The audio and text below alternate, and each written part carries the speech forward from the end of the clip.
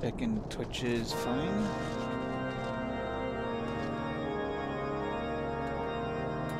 Things look fine on Twitch. YouTube.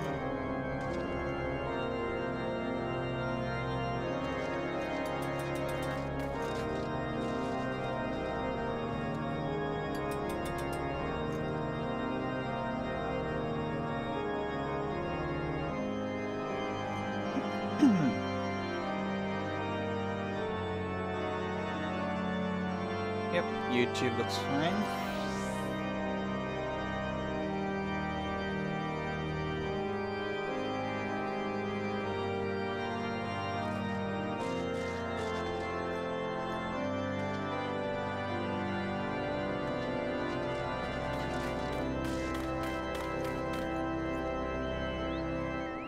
Great, everything's fine. Well, welcome back everybody. Me trying to play, well, Realm Reborn. Getting towards the end of Realm Reborn now. I think we've probably got 15 main scenario quests, then we go straight into Heaven's Sword, which is brilliant. I want to see if I can almost finish today with a Realm Reborn, so I wouldn't mind unlocking new classes. I would like to spec into, well, Mechanist, well, the gun class, either way. Whatever you pronounce it, that's what I would like to play. Don't mind the Black Mage, but I already had an idea of what class I would play for the majority of the game. At one point I will play the dancer just for the hell of it, because it sounds funny on the little potato man and dancing around, killing mobs. But mainly I want to play as the, well, gunblock.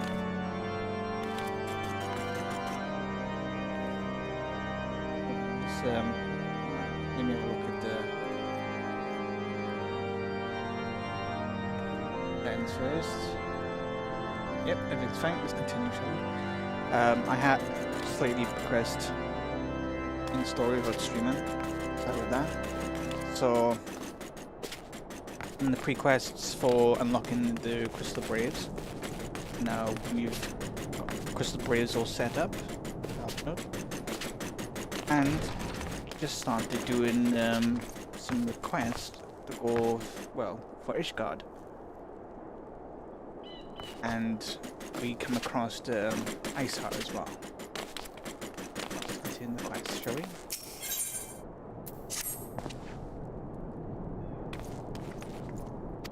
A caravan's been getting attacked by her, and well, we're just gonna.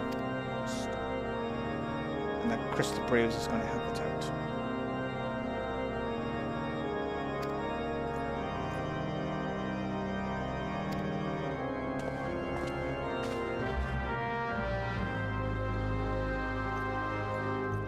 A little clothing for this place where we are.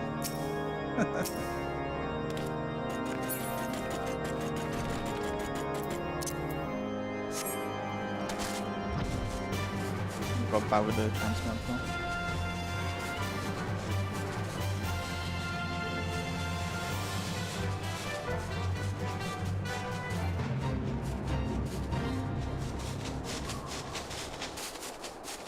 But yeah, I can't wait to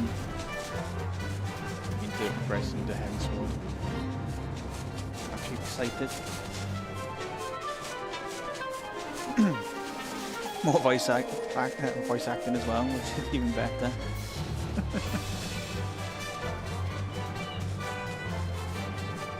I don't mind reading the text. Just best for when you're streaming that sort of talking for you. Me reading out loud will never work. Reading my head is fine. Reading out loud, yeah, it doesn't work. Yeah, I always fuck up the pronunciation. I speak as it is. Well, having reports.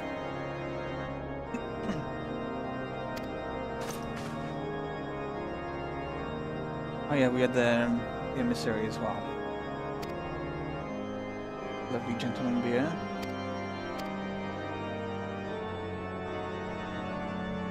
It was Amaric. That's how you pronounce him. He's the head knight for the Pope.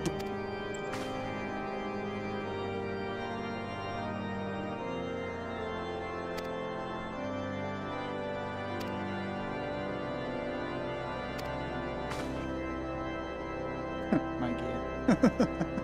I'm just missing the chest piece at the moment.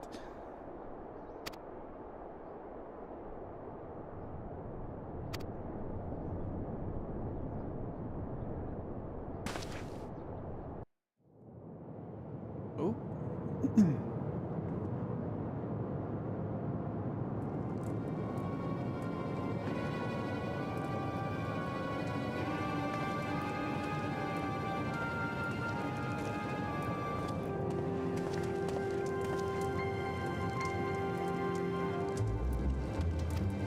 Goddamn heretics. Oh, Lady Iceheart.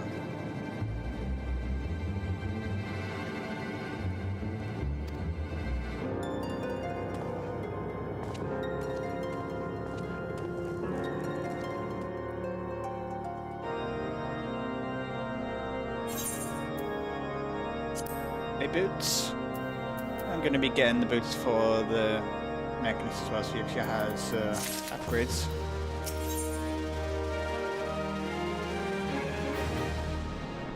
Still gonna choose the blacksmith's gear. At least I will have a DPS boost. So I haven't gone out of my way to get level 60 gear or level 58 gear. I just didn't want to waste a kill on it. So no point for it.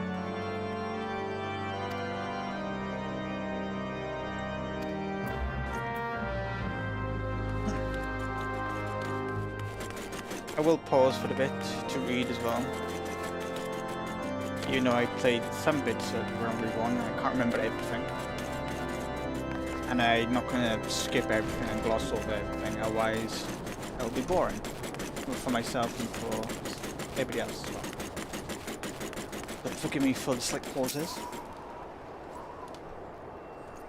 He is loud, little minion.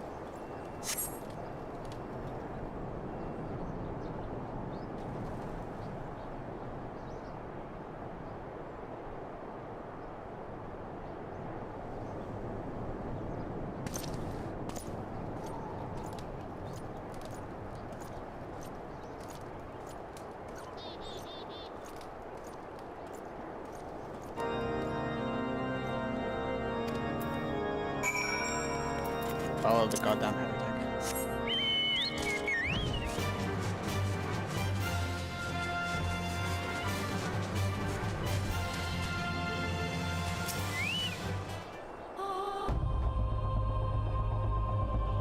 Yep, don't look this way.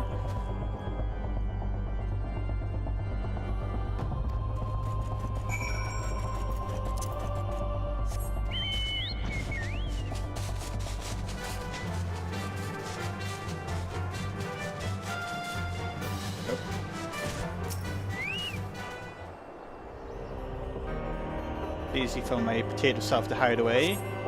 Entry. It's this creature. Look at that. Something cross between a goddamn anteater and a fox.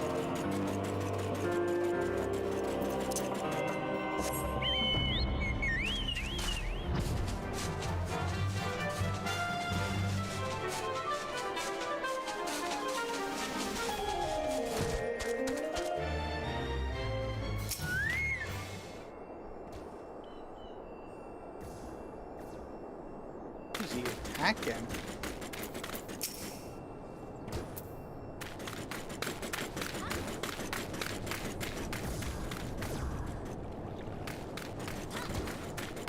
Somebody really...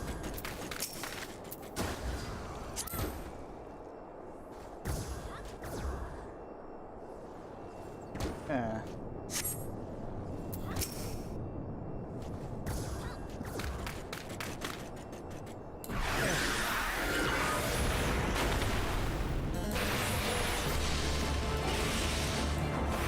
give him a hand, shall we?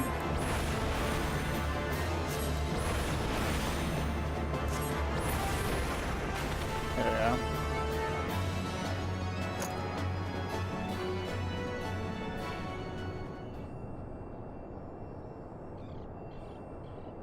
Game is a tad loud, I will admit that. That makes sense.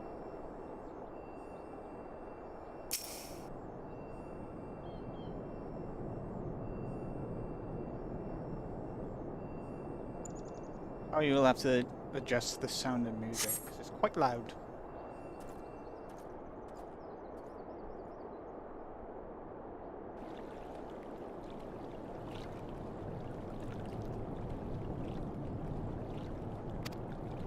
Freeze my bollocks, yeah.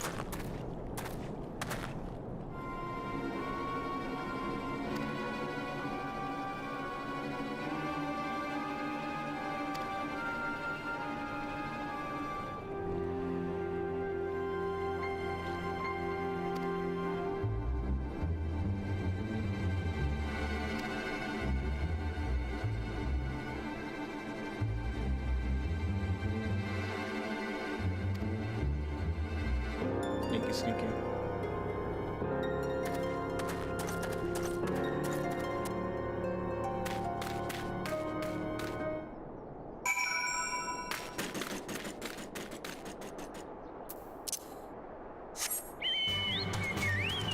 That's a fallback.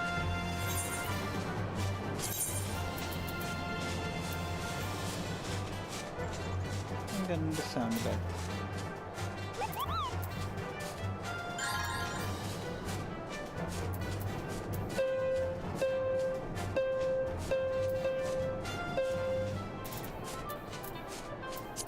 There we go.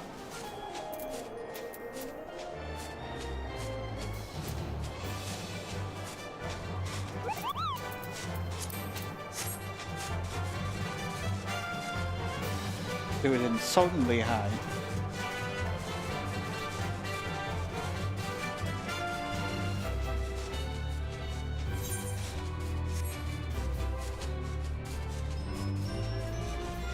Pull back to Drillamont.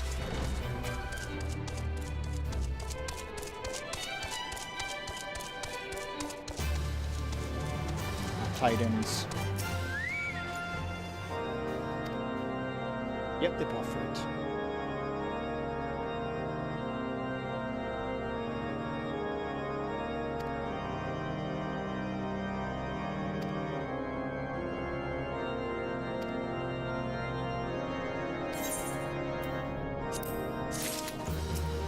Goddamn heretics.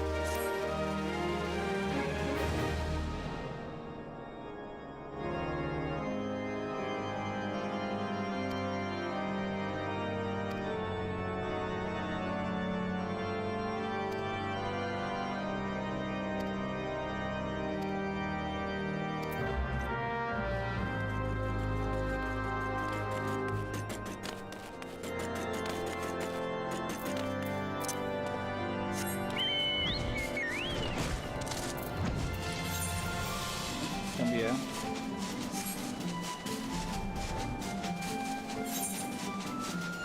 How does he?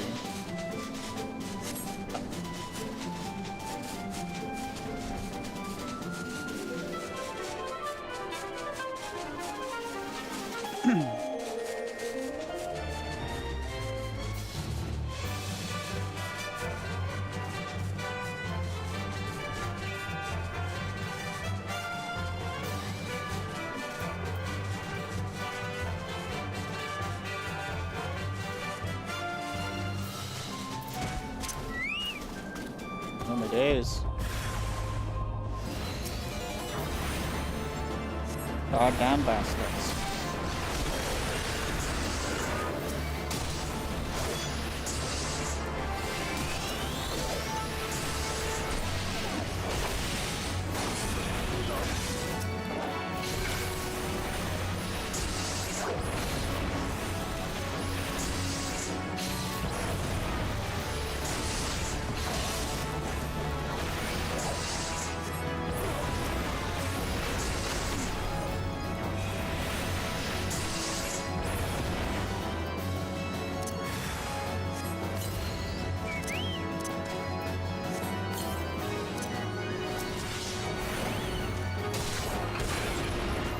Not Rumpelteazer.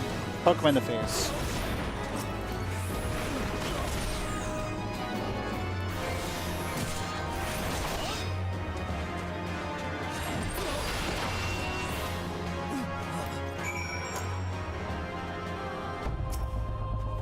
What did you drop, Heretic?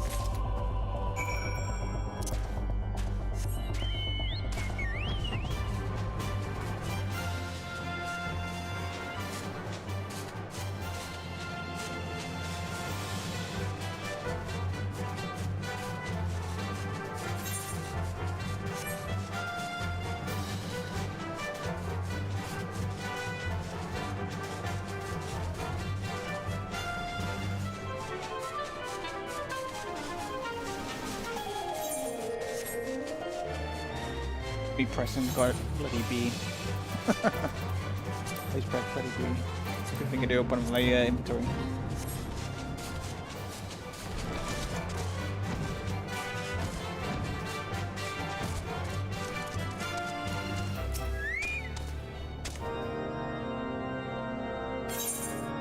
People died. Apart from I got the heretic off.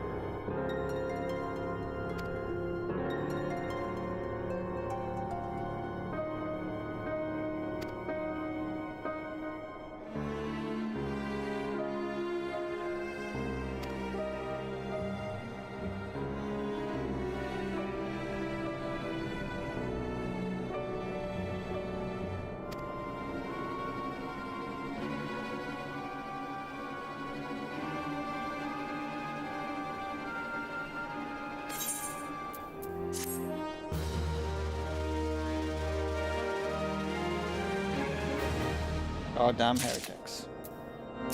Ruining everything. Act of righteousness.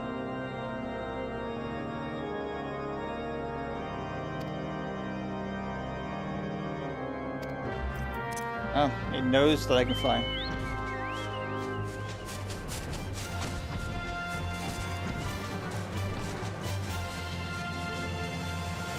Fly I will.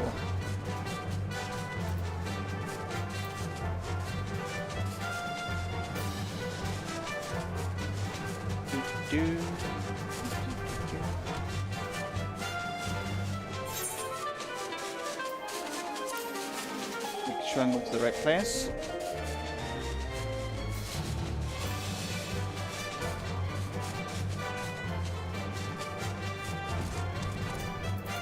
Emmerich! A good man.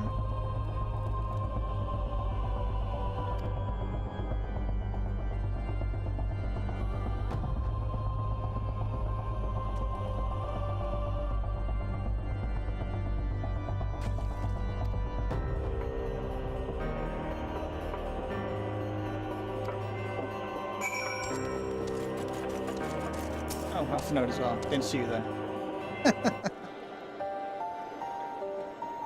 Nothing unusual, I didn't see you half the time.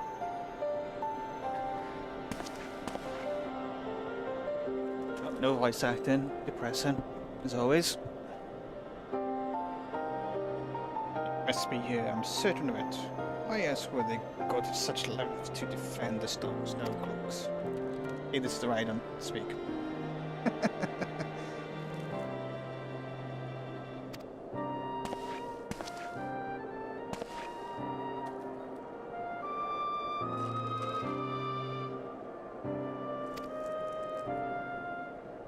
There she is.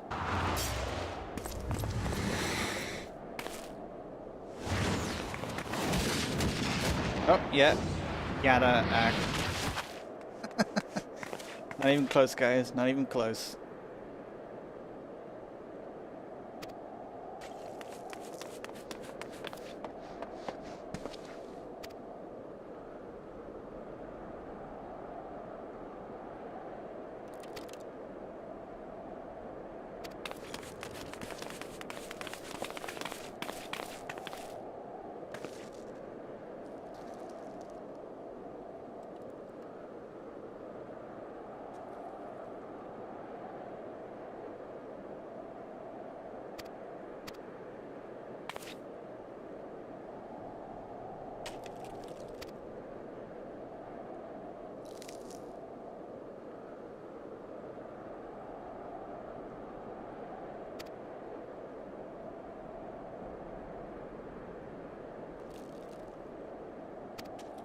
Yeah, Pupaluma.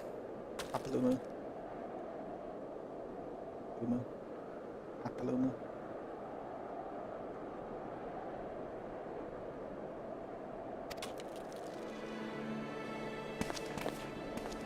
Yeah, I'm gonna go in a dodgy little corridor myself.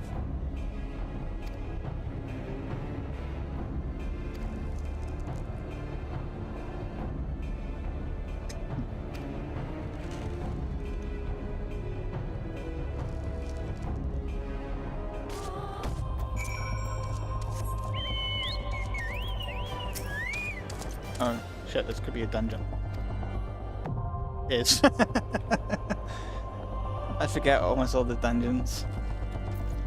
I do have the marker there. That was kind of obvious.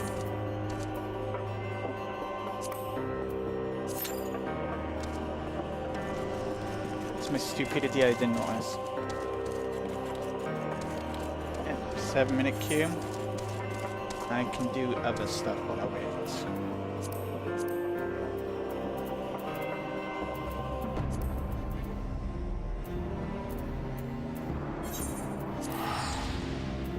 Let's do the beast tribe daily, because I think they reset now. Yep, it's half 4, so they have reset. Okay, check the time as well. Yep, got my allowances.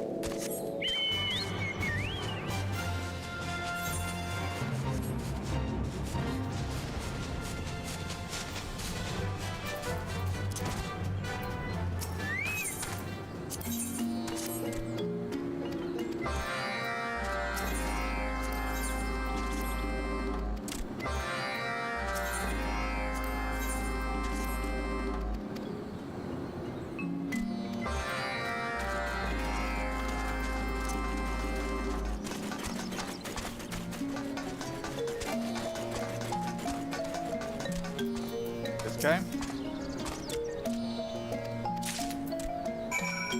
I'm gonna blow up the furnace today. But getting shiny rocks.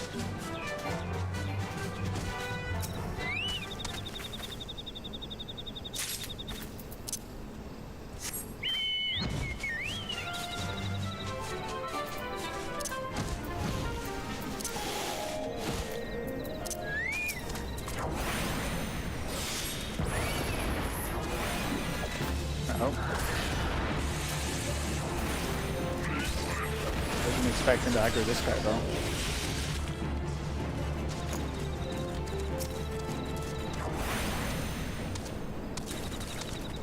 Goddamn line of sight.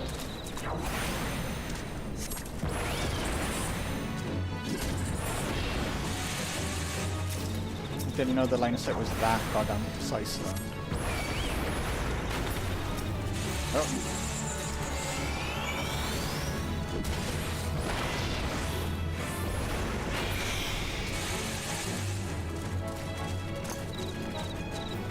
Lovely lunchbox. Mine.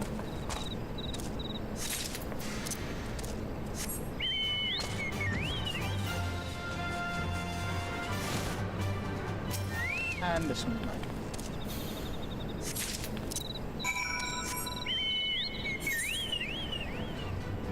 And you go here.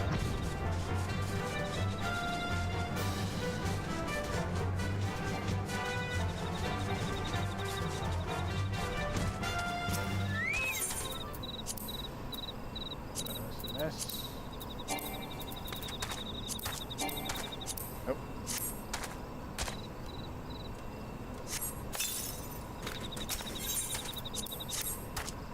Always confused what's what half the time.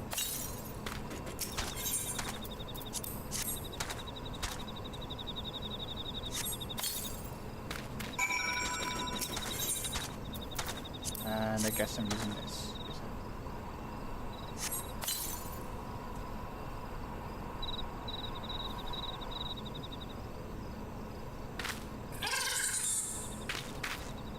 Go living bombs.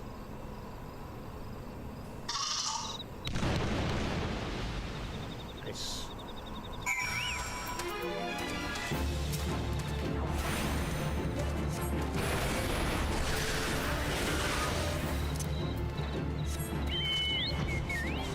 Get at it.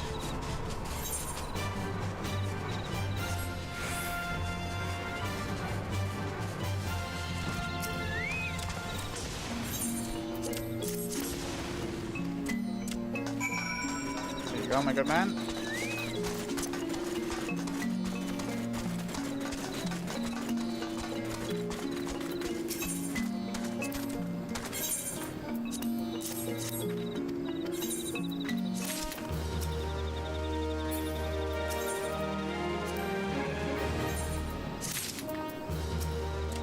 We'll let you free, lady.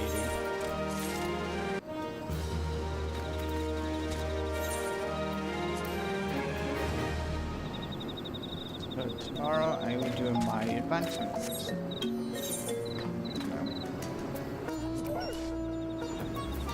And do the fishy people. It's fun music.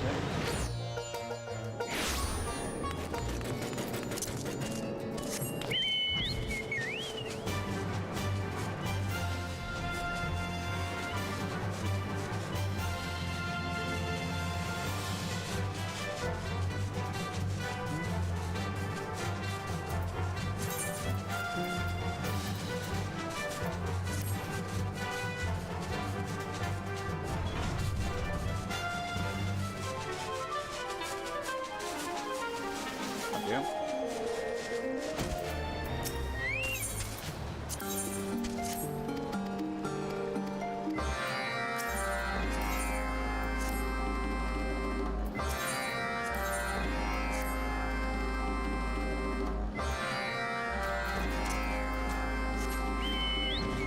Guarded that bow on the islands. Always guard them annoying eyes.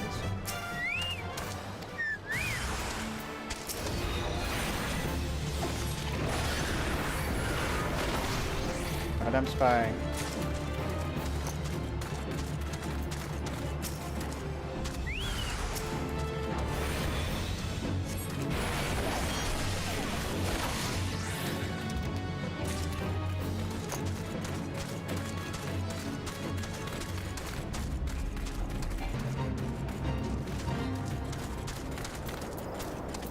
Give me the key.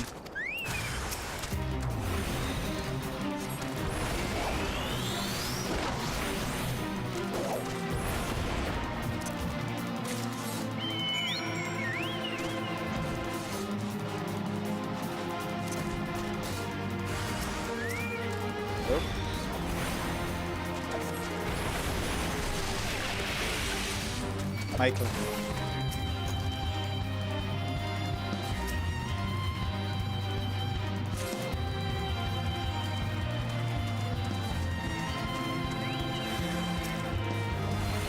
My clan. Not yours.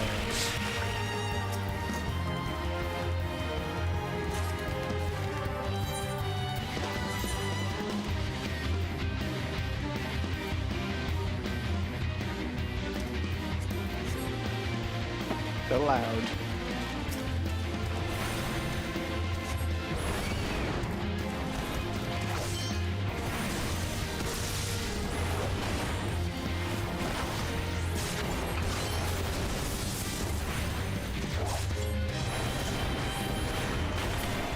Bada bing, bada boom.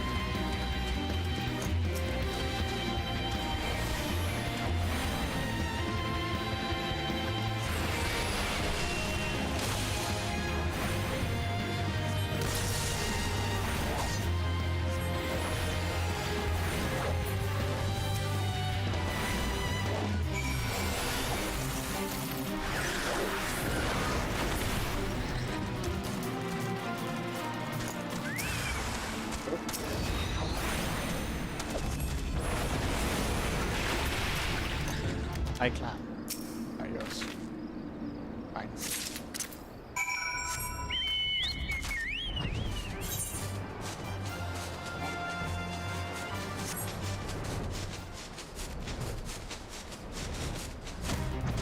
Ah. Please kill them first.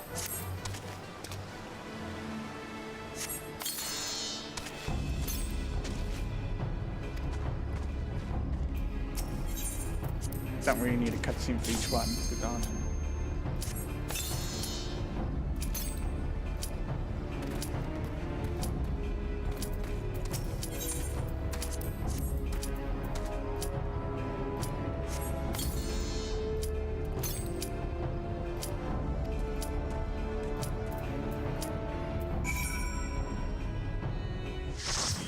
Huzzah.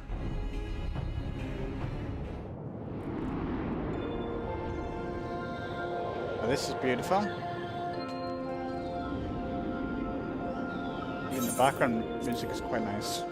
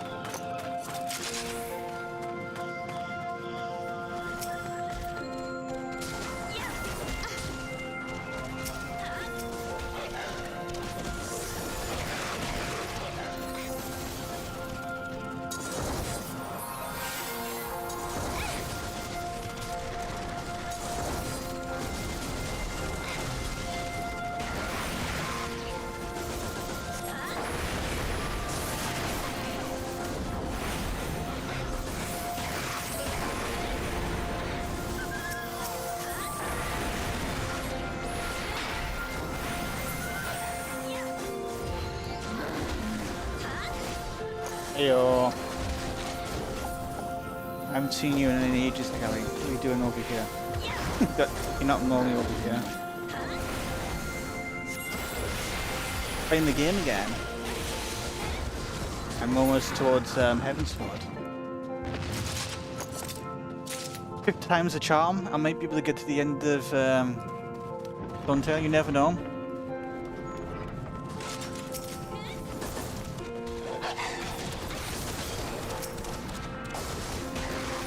At one point, I will finish the game. I'm hoping me trying to stream it won't force me to complete it. Because I only got far as Shadowbringer, so I haven't done Endwalker, and I haven't done like, I got 2 story expansions to go through, which I'm quite happy for. I'm enjoying Around Reborn, like I always do. No complaints on my end for Around Reborn. But yeah, I haven't seen you in ages, Colin. It's always good to see you.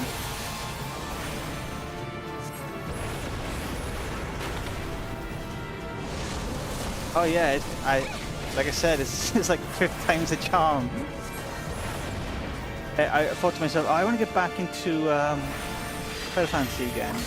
Then I realized I want to have the road to 90 buff again, so I get the lovely bonus XP for professions.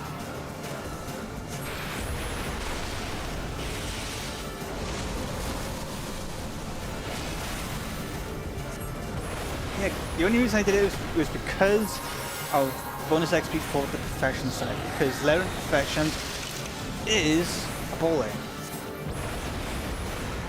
Not the other jobs. No. I don't really need to care about the other jobs' XP. No. It's just professional XP I care about.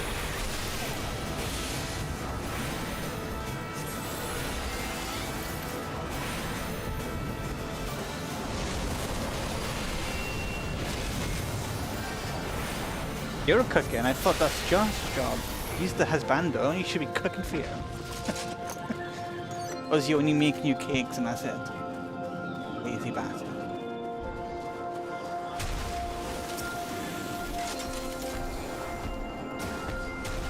But yeah, you probably see me streaming in the evenings. That's why I usually stream that anyway.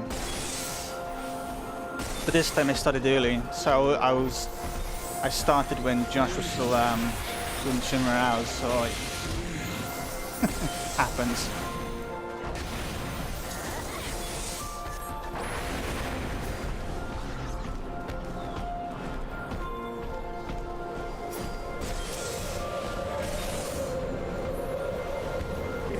Excited times now though.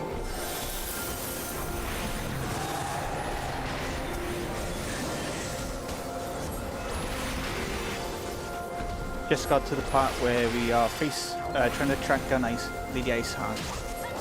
So she's going to summon Shiva. I'm hoping, if I'm lucky enough, I get the Shiva pet. I would like to have the Shiva pet.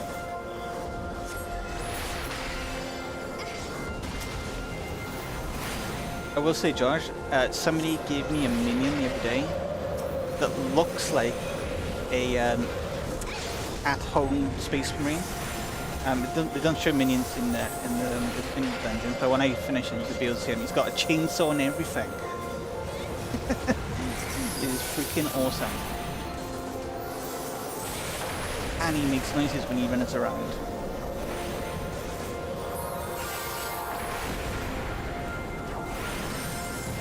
But yeah, Josh, I won't be a mechanist until I get the Heaven Sword. Then I had to level up from level 30 to level 50. So I will have to spam a lot of dungeons. Sometimes.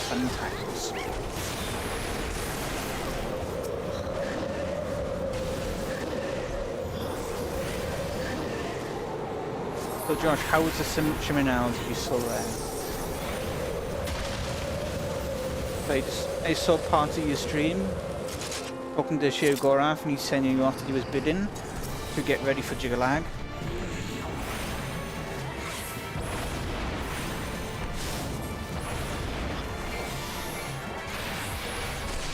I wouldn't say much more about that because they'd just be all spoilerish if I didn't even mention anything. That is the problem.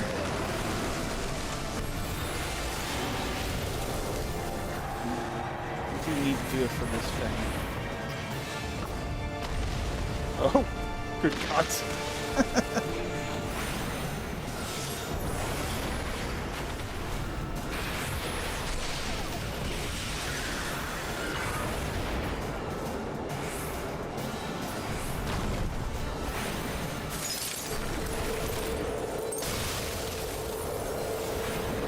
All the mechanics.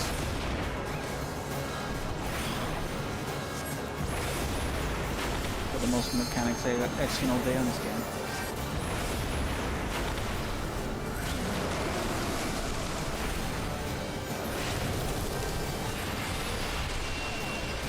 Maybe every time.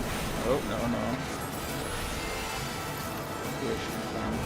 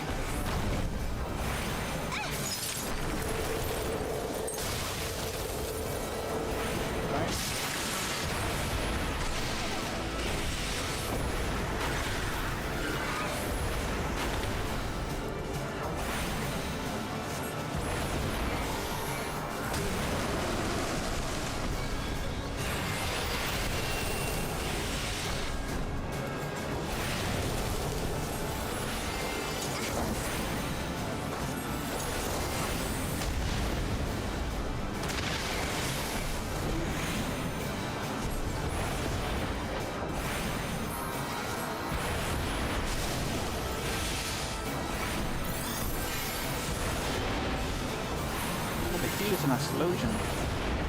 Just noticed that. Playing Yu-Gi-Oh! Magic right now.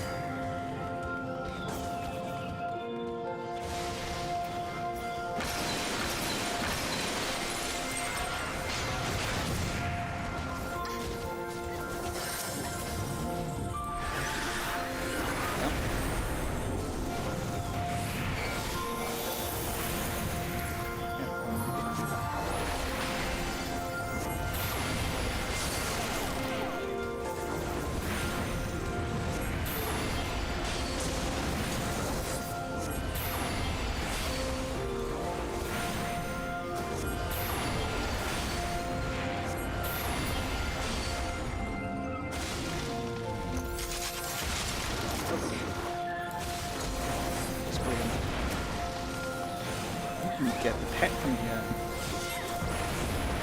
I like to see a spoken pet, but it's better fun to look at around. Now you can get a mount. I can look at that.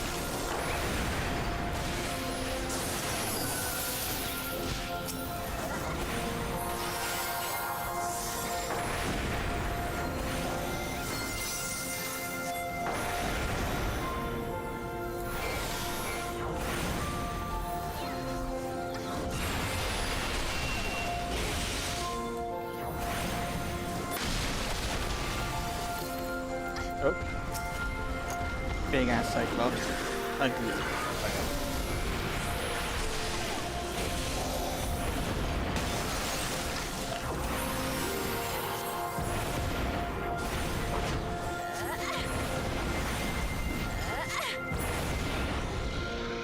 Not the boss though. Oh. Drago.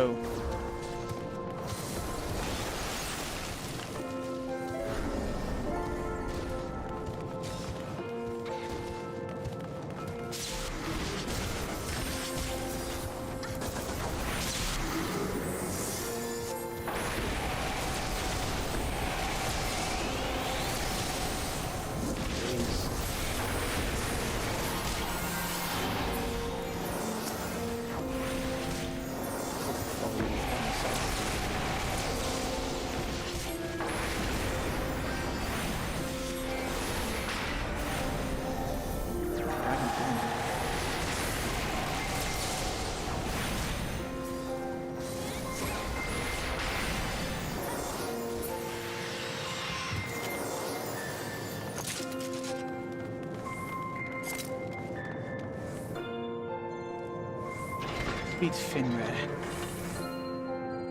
It's a doggo? Better be a doggo. It's a doggo. No sword though.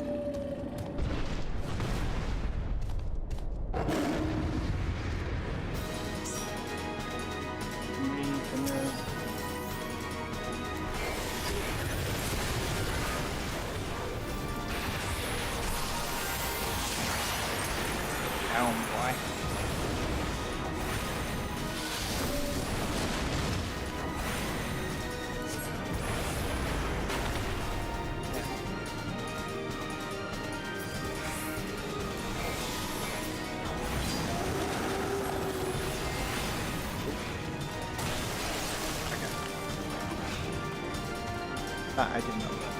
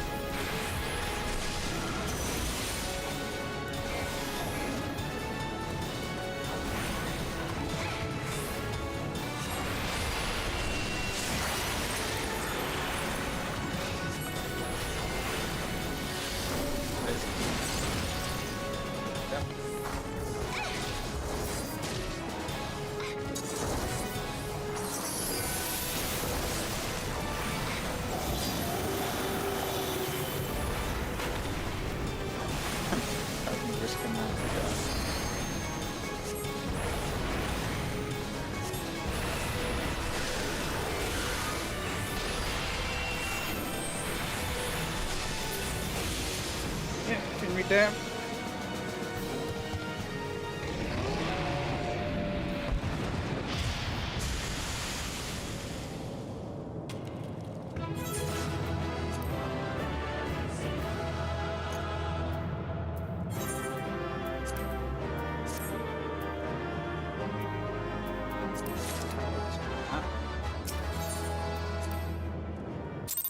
Cutscene. Give me a good cutscene. The tales do not do you justice, warrior of light. No, my transmog. Yes, I know who you are, and you know who I am.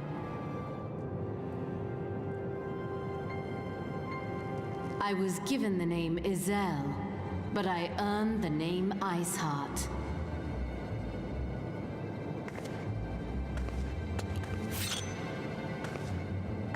This endless cycle of hatred, of bloodshed, of sorrow. You would see it continue, O noble warrior of light. I would. I would not. I will not. I will bring an end to this war between dragon and man, no matter the cost. No, to the wrong person, lady. I know nothing about fucking dragons. In time, you will come to understand that what we do for the greater good. For Eorzea, for Hydaelyn. For Hydaelyn? Hurting our people, for no apparent reason. It's all aid for our settlement and you're just ransacking it. Horrible, horrible lady.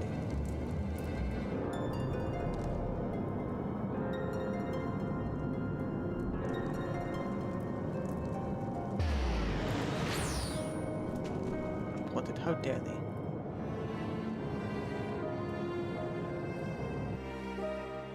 How rude.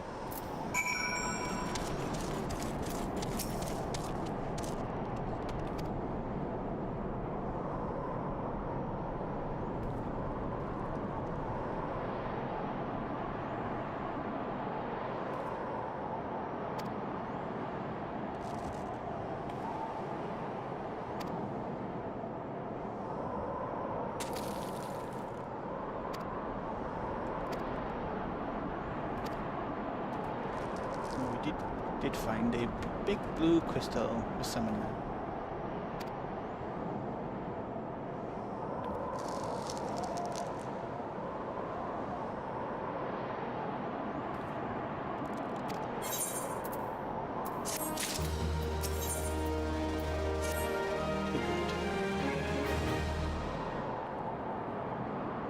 I'm back. My man.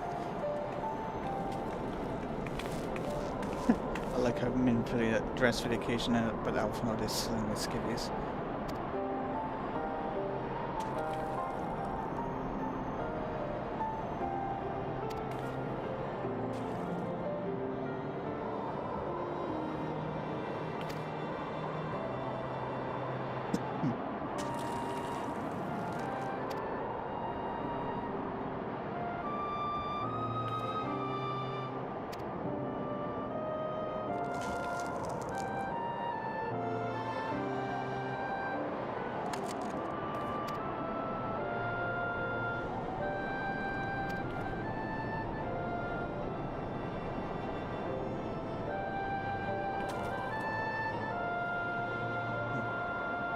off and dying.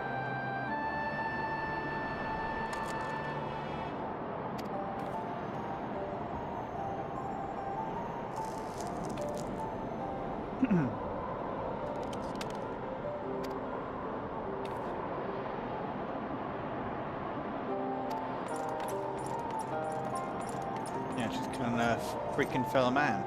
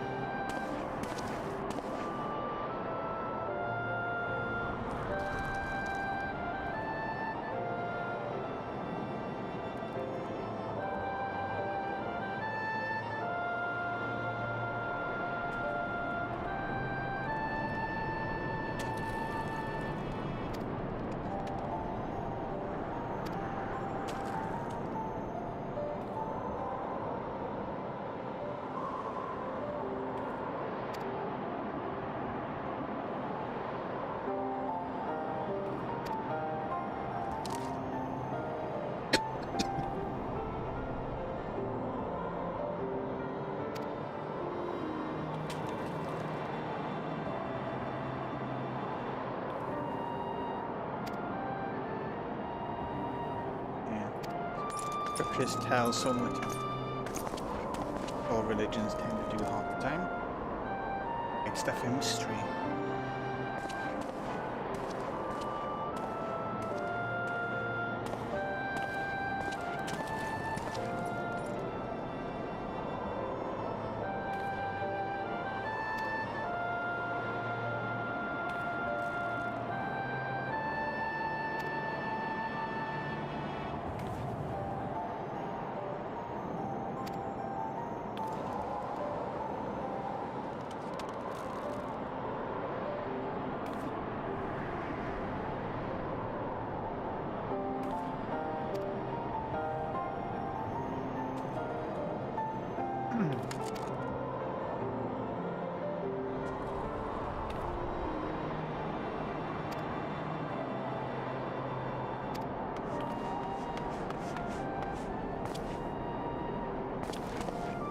So brave.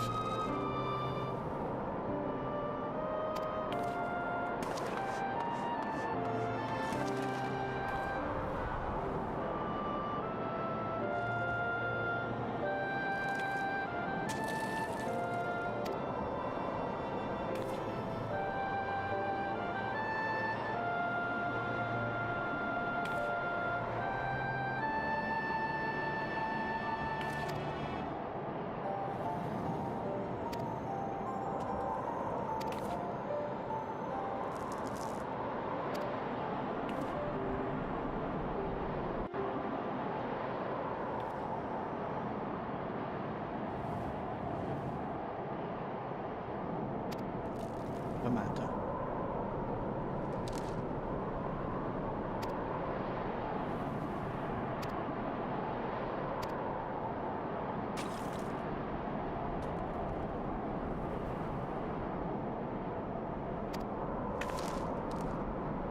Yeah, I take a few strangers of archers with me.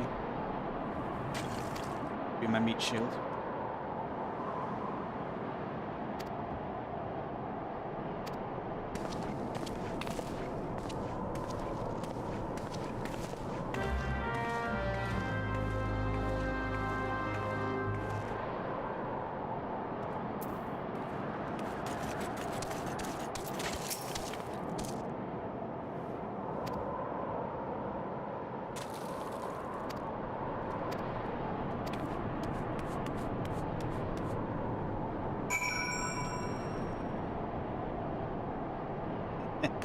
Beyblade.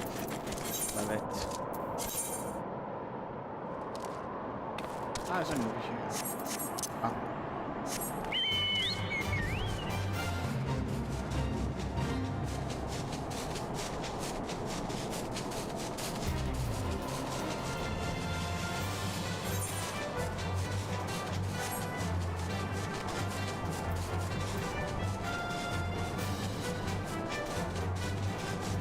Man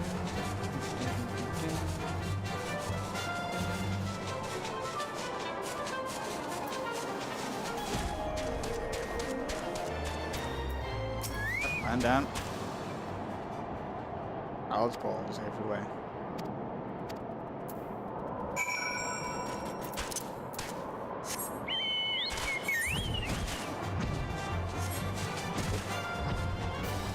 Always done that.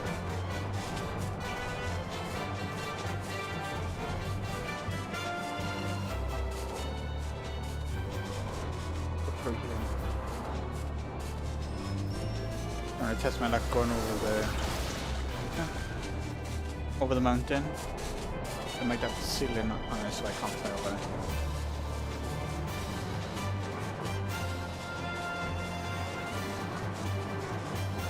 Is it happening?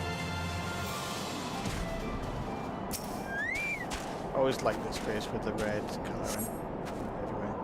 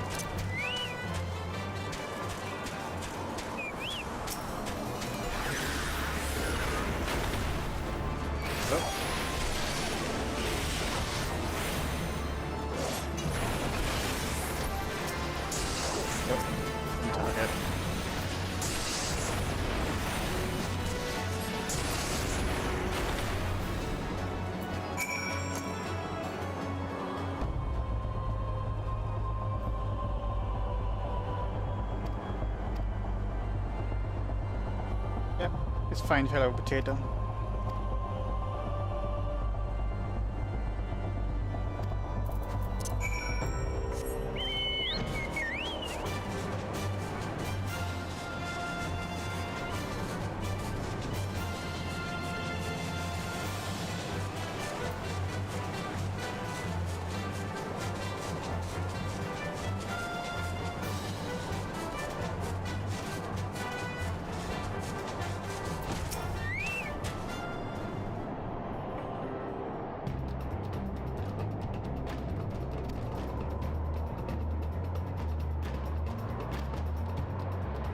Specialist merchant. What are you up to? Ah, Ilrad. Perfect timing.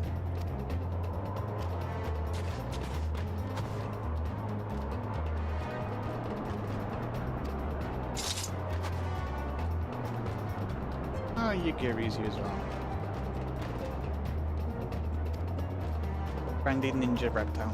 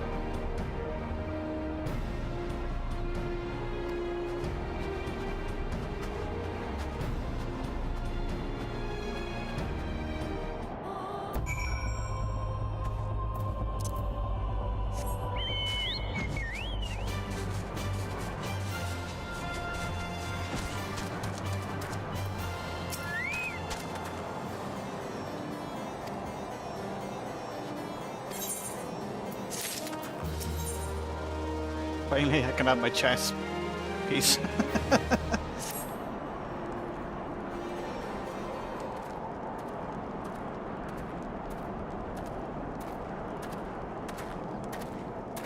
My ladybug staff though.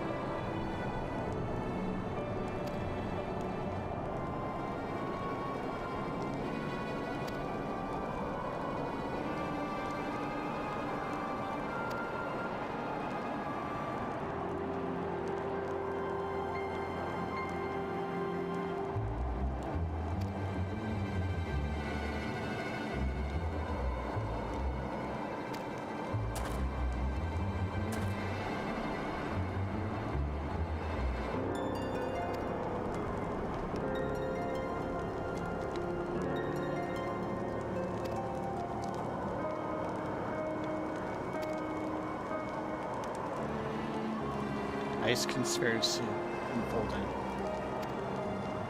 All bad.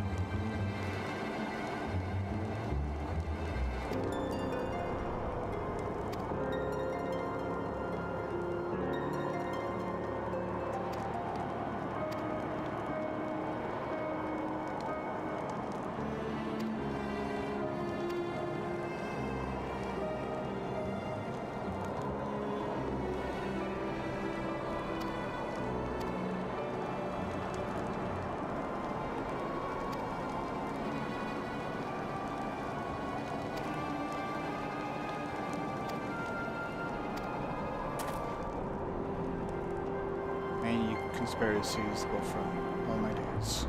My head is gonna explode.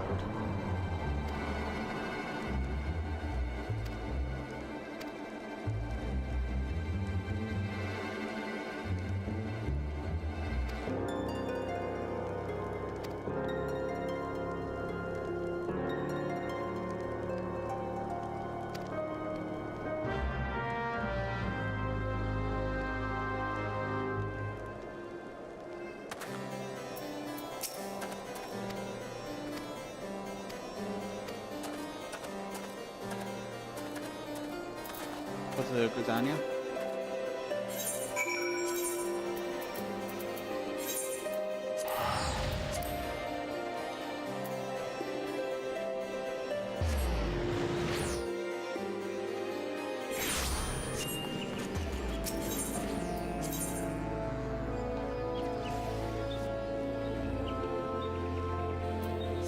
Somebody playing the trumpet in the background.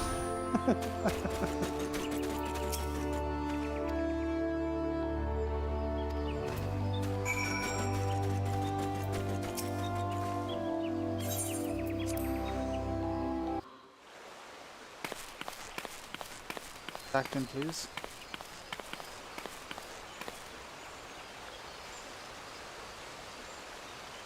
Change has come to the Garlean Empire, and we must discuss the implications.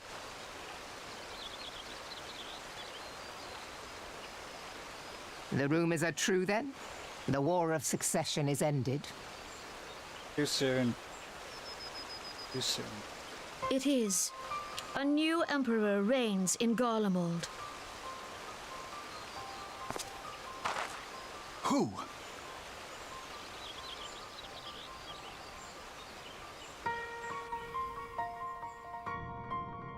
The birth and all too rapid expansion of the Garlean Empire is commonly attributed to the strategic brilliance of Solus Zosgalvis, yet he did not rule alone. Several members of the royal household also distinguished themselves during his reign. Nevertheless, it was the eldest son who stood to inherit the throne, until his most untimely passing. I thought us fortunate when I learned that the Emperor had died without naming a successor.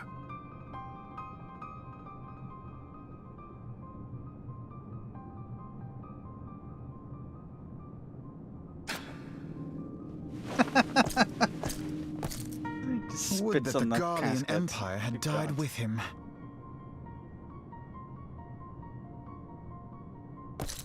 Look at you, father. Blame on the coffin.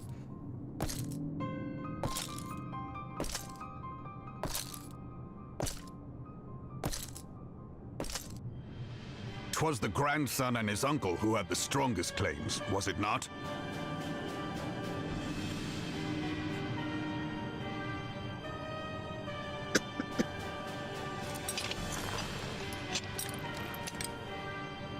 Indeed, yet claims count for little without the power to assert them. High Legatus Varus Ye Galvus is a respected military leader. Not so his uncle.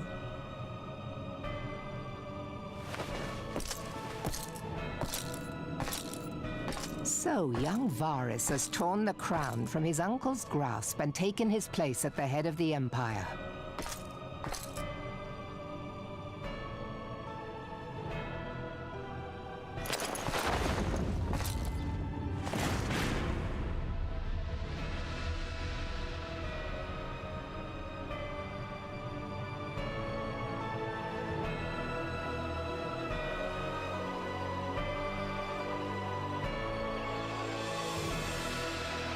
Given the troubled nature of his succession, the new emperor will require time to seal his grip on power. Yet have no doubt but that he shall, for there are none left with strength enough to oppose him.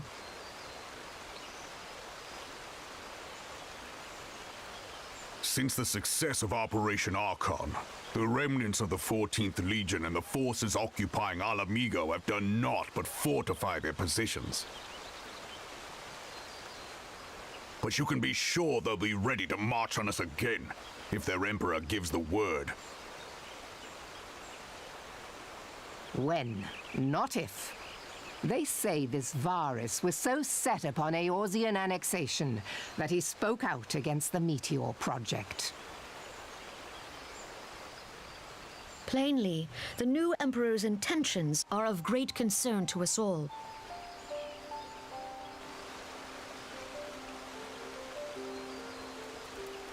I propose that we set aside the Cartano dispute for the present and discuss what measures the Alliance might take to prepare for a resumption of hostilities with Garlemald.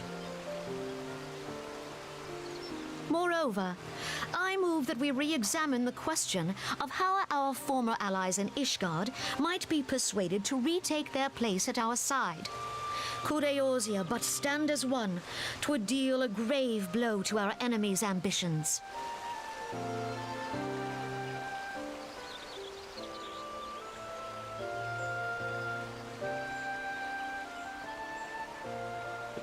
God, the god rays from my glasses are horrendous.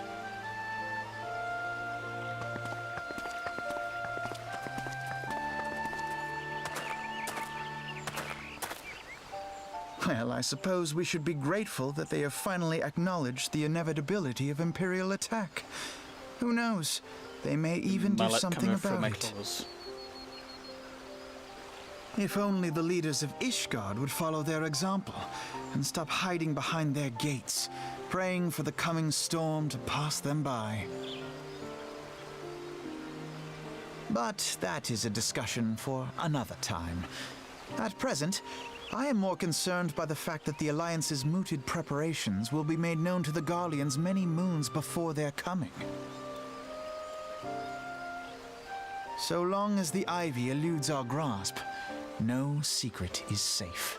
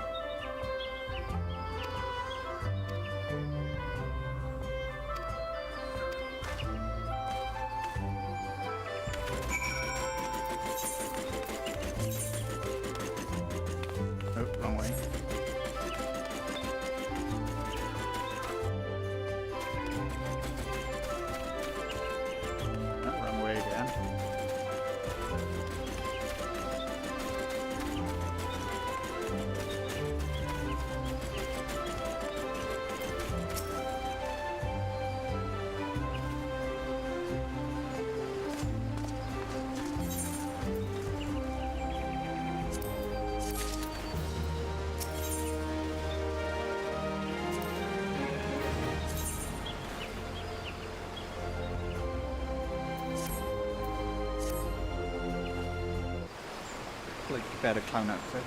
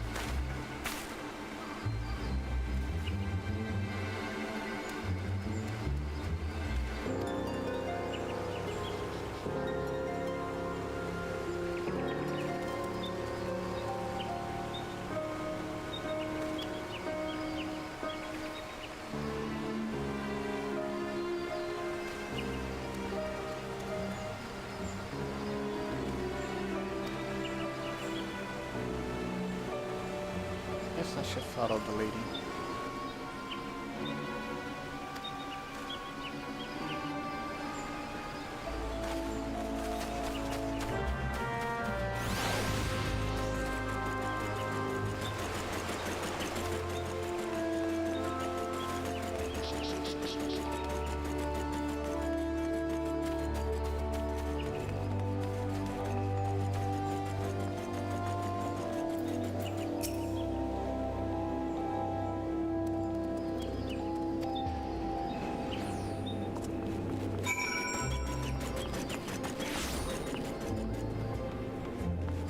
Random crystal break.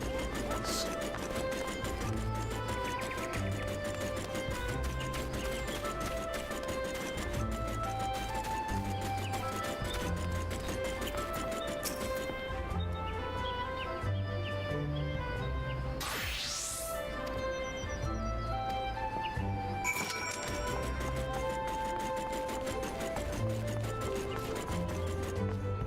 Nope, won't let me jump down.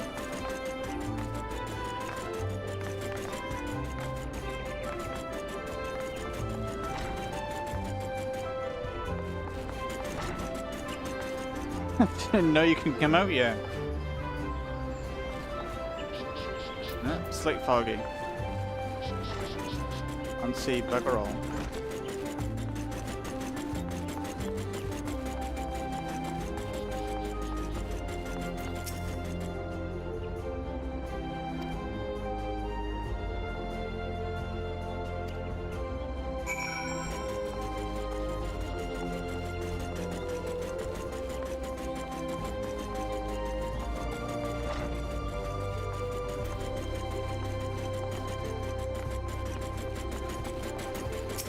He's vanished.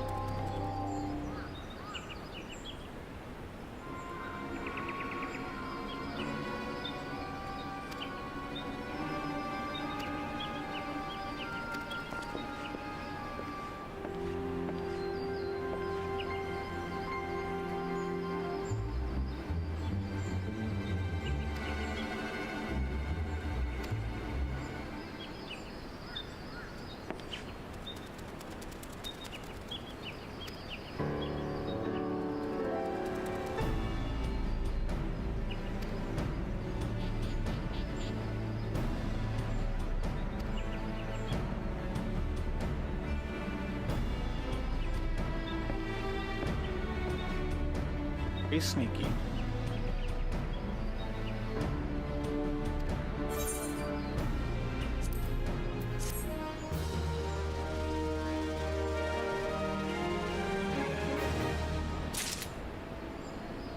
New robe.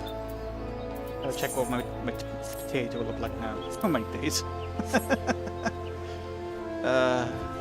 No. Yep, it's that one.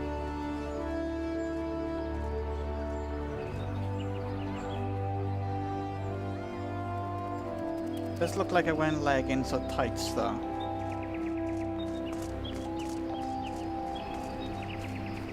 Dash is slightly coming through the the top part of the clothing.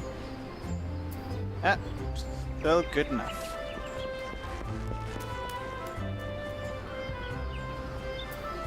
Very fun and looking though, I have to say. Nothing unusual.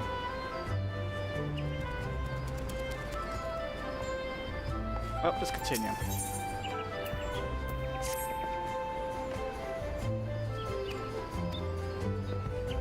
Power of the lady in the east shroud.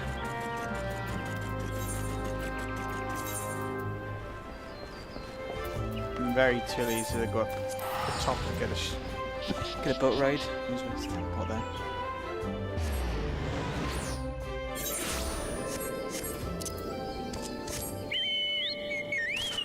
This way.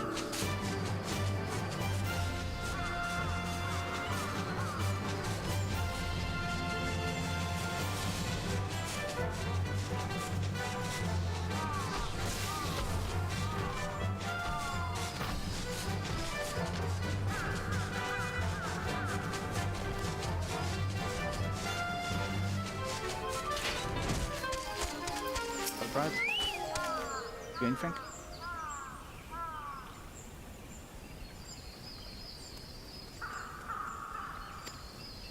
You hiding in the bush.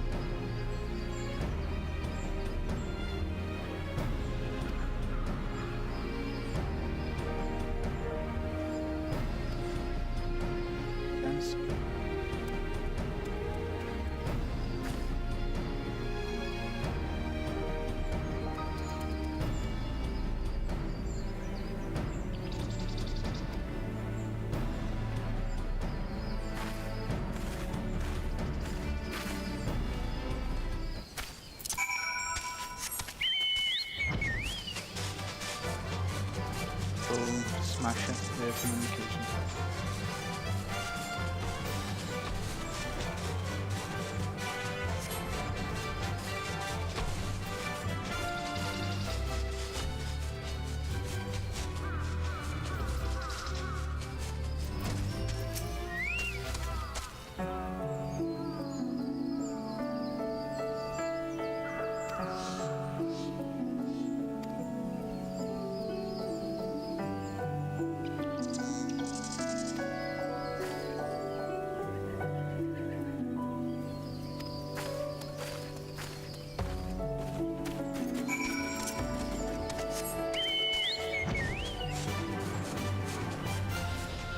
Get over the Japanese community.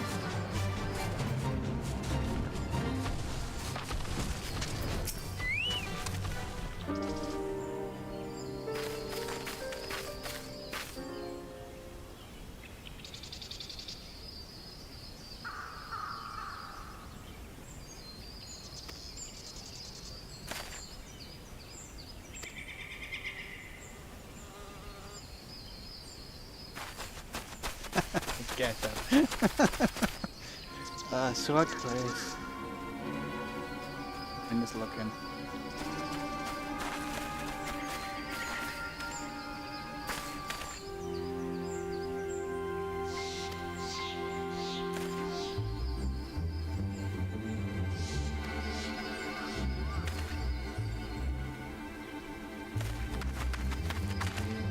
Ooh, it's true.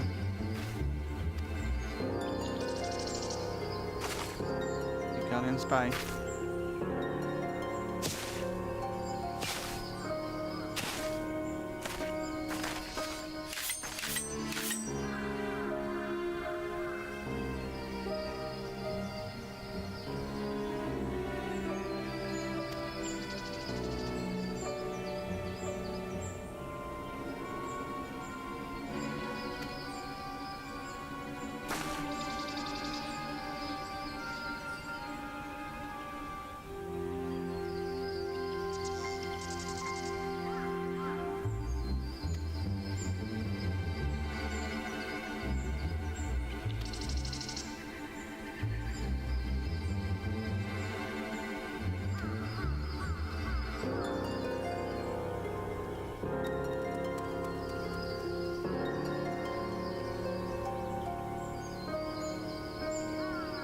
random stroll in the woods.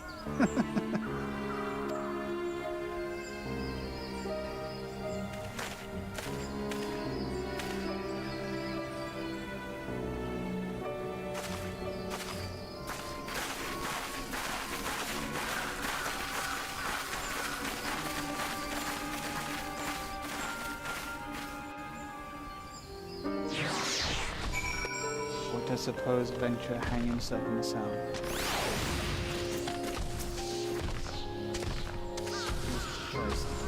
Goddamn loud that tree is.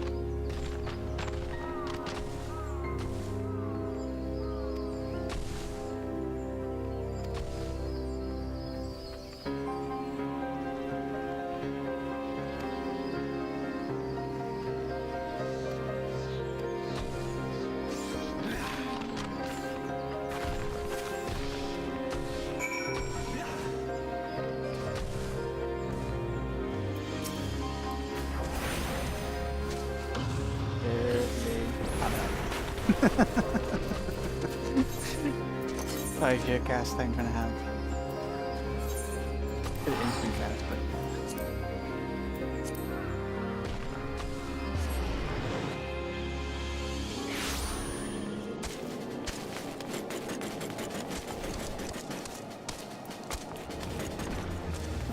I like randomly seeing crystal blaze around. The story is progressing.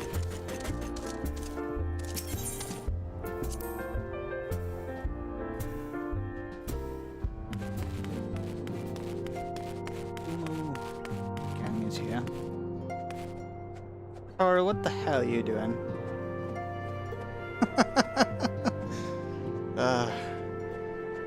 No wonder the work never gets done, for God's sake.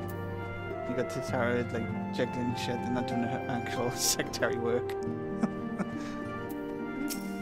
What are you doing?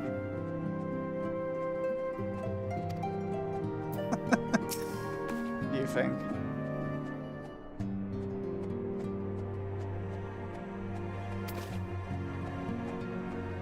Oh, this is when she's deciding to change her vocation, isn't she? How about that?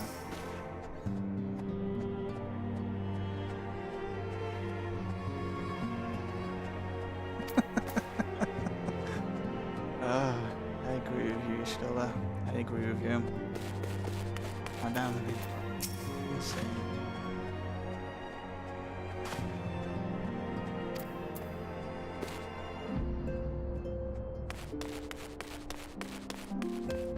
I never interacted with these people when going between quests.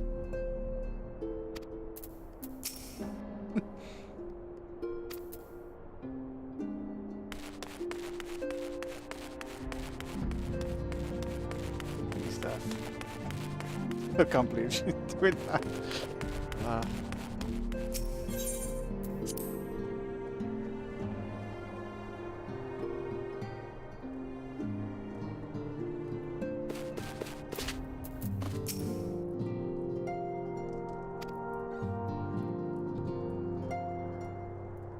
And went fine.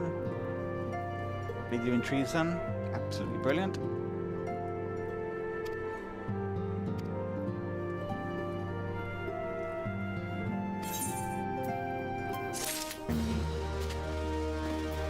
Fight is hard.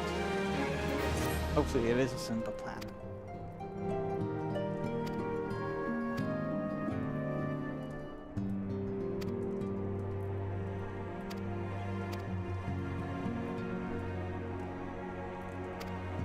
Ah yes, remember this lady?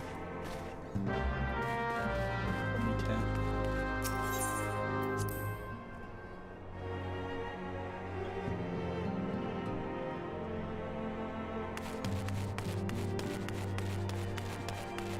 Chocolate fuck's sake. I never noticed that on my last playthrough. She did that. I know she wants to change vocation, but I didn't know she was doing random stuff. I should have paid attention to that. I didn't know that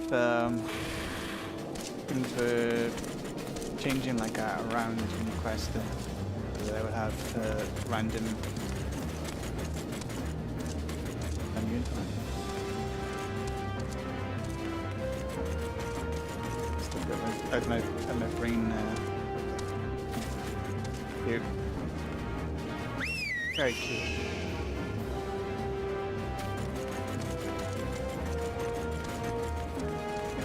I was thinking wrong location.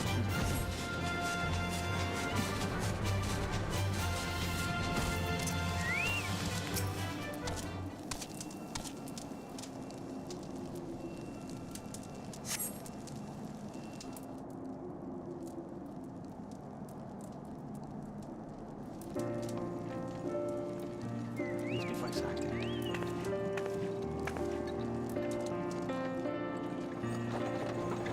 Voice acting. It's reading from what to do.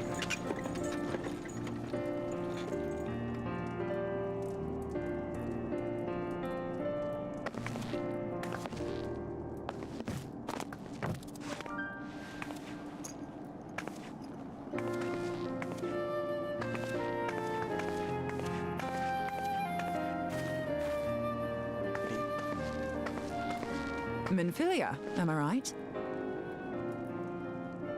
None other. I bid you welcome to Revenant's Toll, and thank you for traveling so far on such short notice. As if I could ever say no to Urianger. Moonbreeder is an accomplished Sharlayan scholar and an authority on aetherite technologies. She has played an invaluable role in our search for a means to capture Ascian souls. Charmed, I'm sure.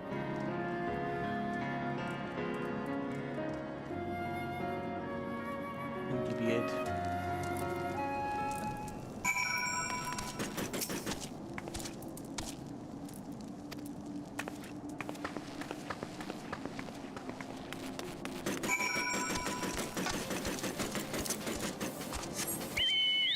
Oh my god. Mount. Oh wow. Yeah, no, that's the problem. Where like Phoenix Mount and Flame Dragon Mount, right there.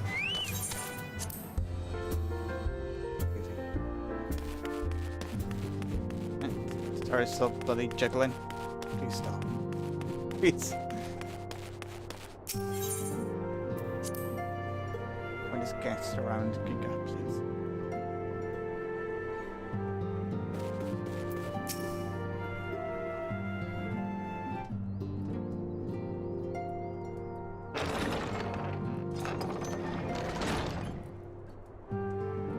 Moon!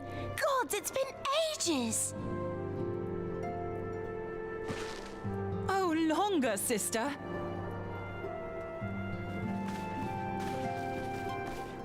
A joyous reunion indeed. Well, of course it is. Moon and I are like twin sisters. Save in appearance and aptitude. You tell that problem.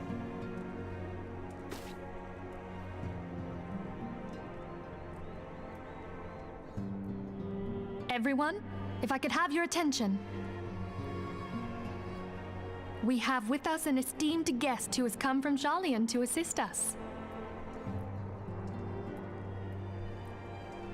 I bid Moonbreeder join us here that she might share with us her extensive knowledge of aetherites. Also, as many of you are already aware, she has been overseeing our research into white auracite, a sample of which she has been good enough to bring with her.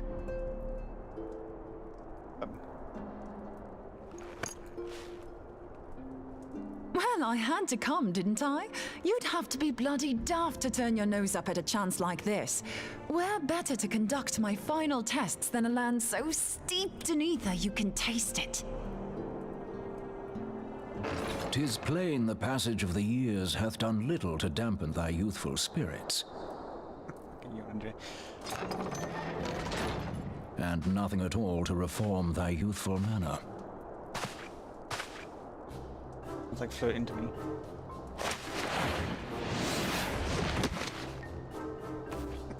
Urianger, where in the hells have you been hiding? Unhand me. Getting manhandled. I come all this way, and that's what you have to say to me. I much preferred when you were pleading with me to drop everything and hurry to your side. What was it you said? None save thee can satisfy this need. Go on.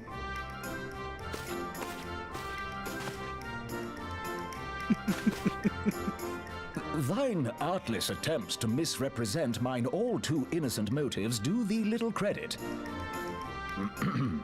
Mine intent, as well thou knowest, was but to impress upon thee the gravity of the circumstance. Lest thou doubt, a deiform entity shall shortly be summoned, save if thou and no other grantest my compeers thine aid. You still haven't found it, then? Your missing aetherite? We have not. No. If it is We know imminent. that Iceheart teleported to an aetherite not far from the first. Yet even after careful analysis, we could not locate the second beacon. We now suspect that the heretics destroyed the second aetherite to impede our pursuit. Our allies continue to scour Snowcloak for Iceheart's sanctuary, but we have no guarantee that they will find it. Yet it must be found, for even now Iceheart prepares to call upon Saint Shiva.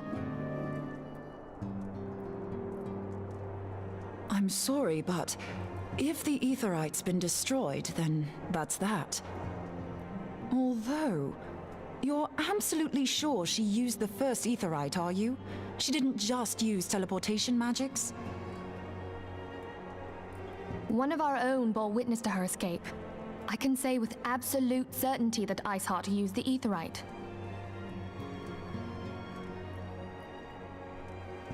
Yes, she did. In that case, there might be a way, so long as the ethereal current is still flowing. Truly? How?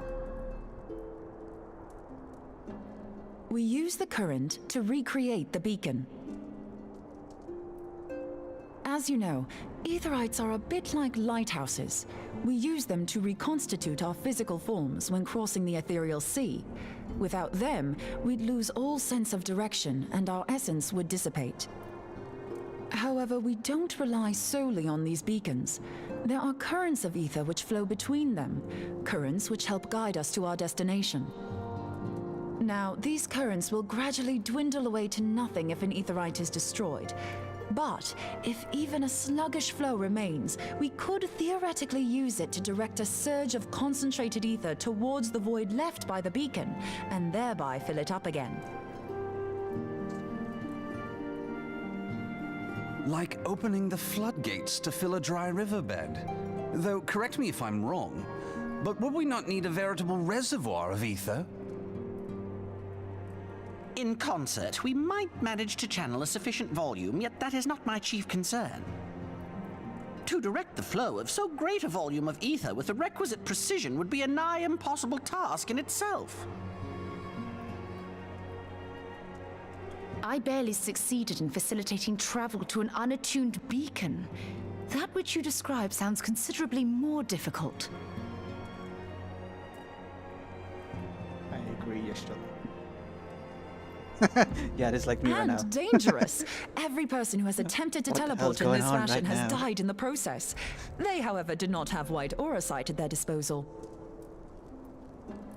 I can use it to channel all the ether you can give me into the aetherite. However, white aura sight cannot retain ether for an extended period of time, so we would need to infuse it immediately beforehand.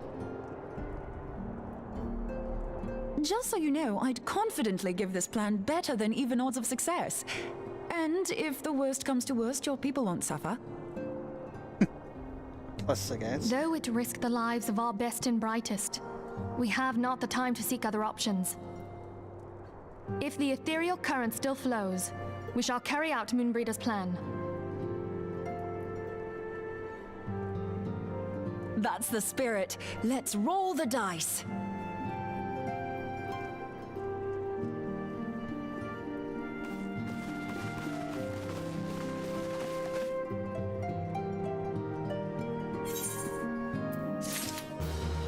was fun. I've seen it around here get absolutely confuddled. Especially with a hug. You probably almost had a goddamn stroke when you got hugged by that.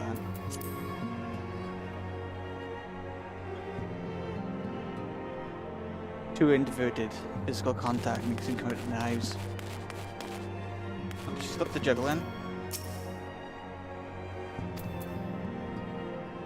Oh, she is goddamn pretty.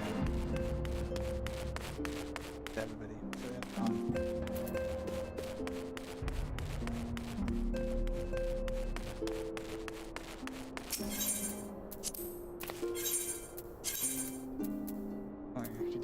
need to go all the way over there.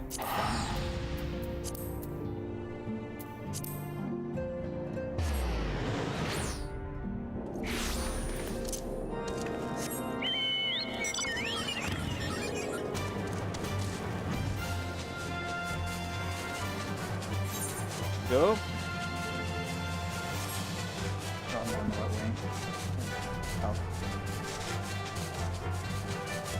And always fucked up. Got the crystal tower place. Okay, still want to do it yet. It's like pressing the story enough that I need to do that.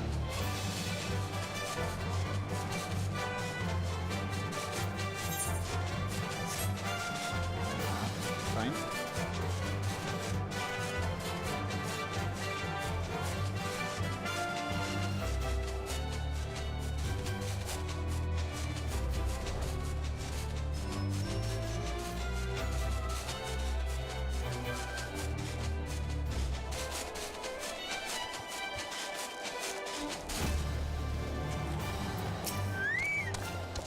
Read out.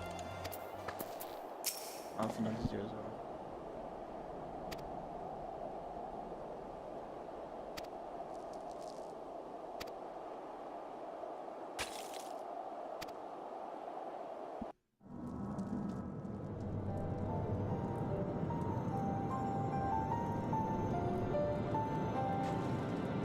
See if it works.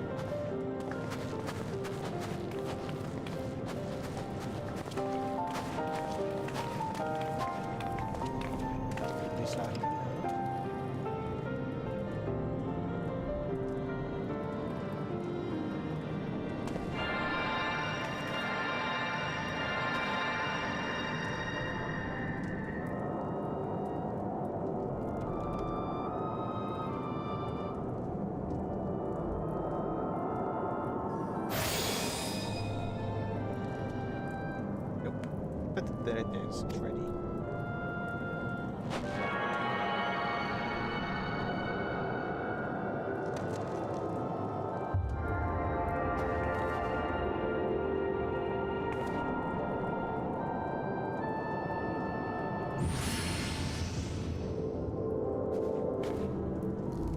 Artwork.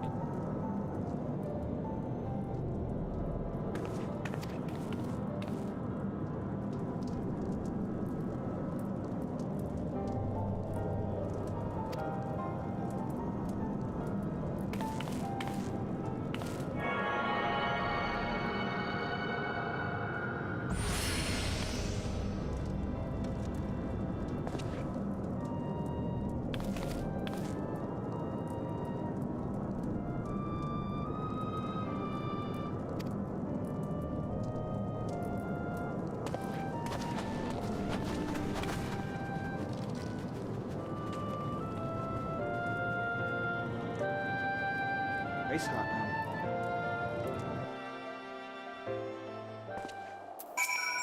Give it to the heart.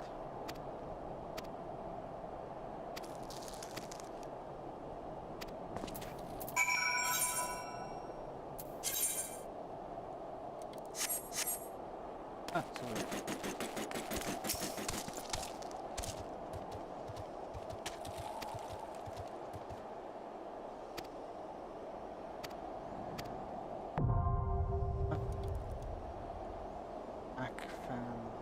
You know to pronounce that.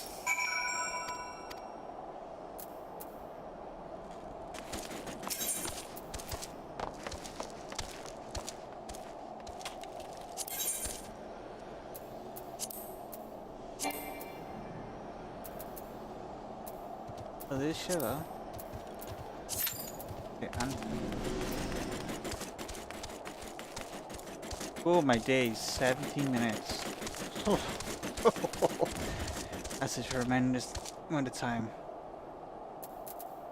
Well, I got these two hand in, so may as well go do them.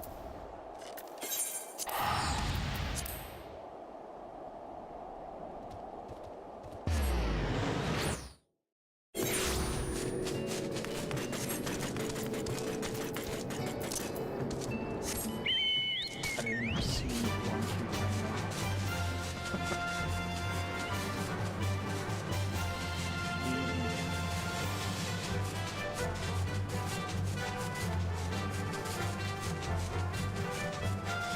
What happens when you kill?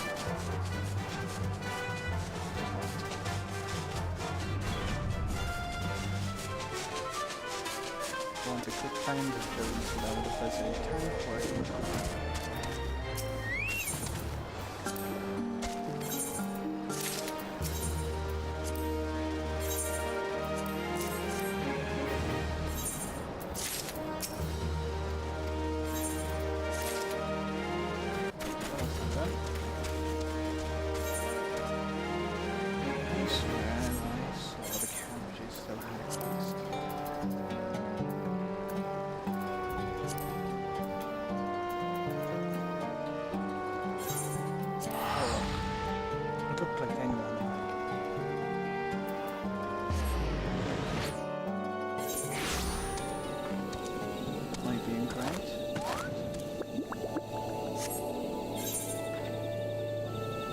No, there was.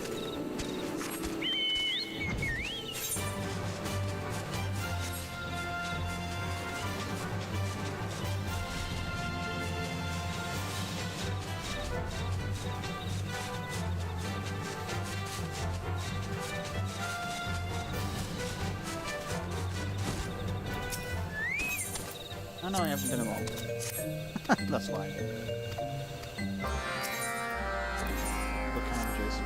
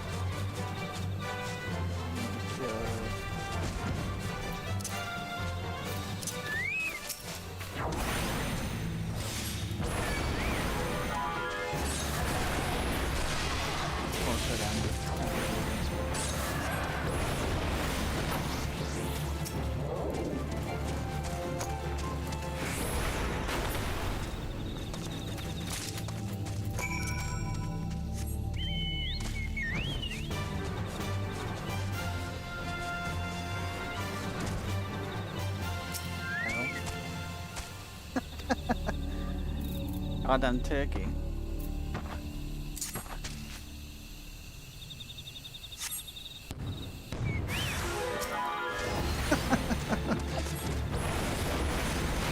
It's a disguise.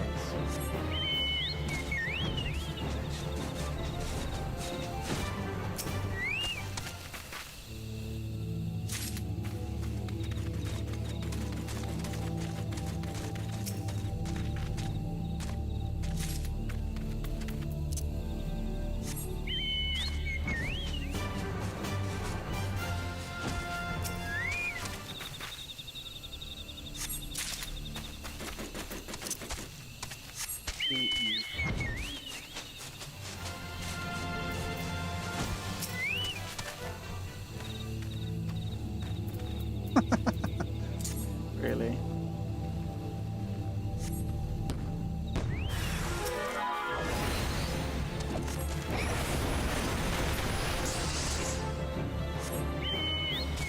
I agree. That disguise wasn't that bad. Keep dealing with me.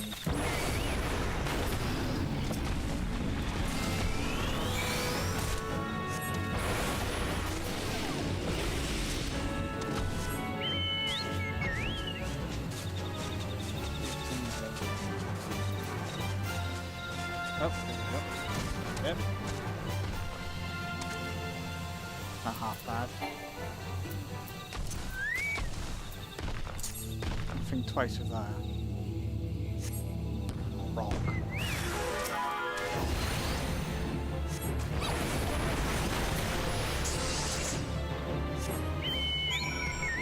I do cabbage.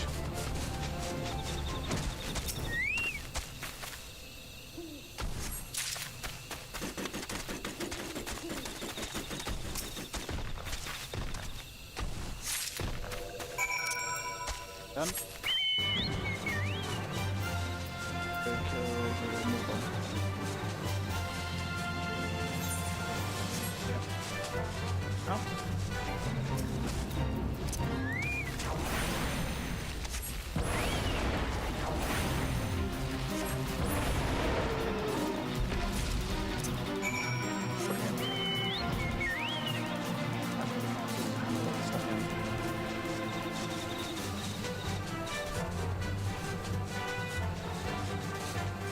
And only one set of trade quests. And then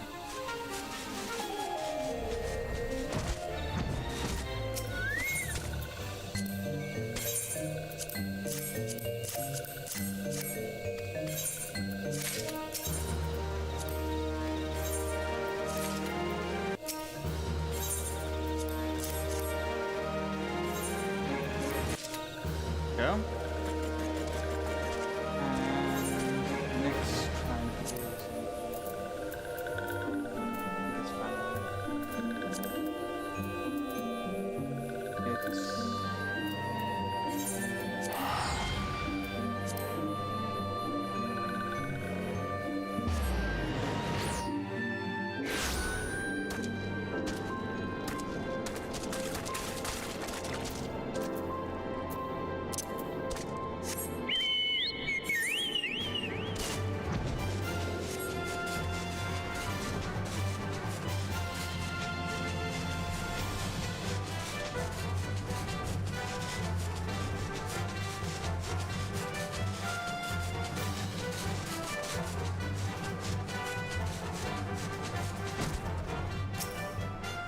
go in.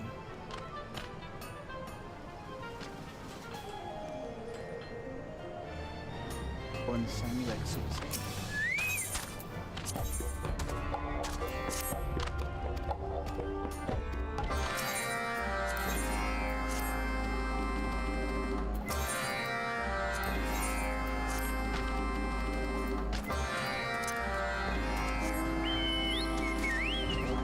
Oh my god, stop. That was glitched though. That's wings, I say. Wings. I'll be a sought after mouth or something. You need that bit of goddamn cooking wheels.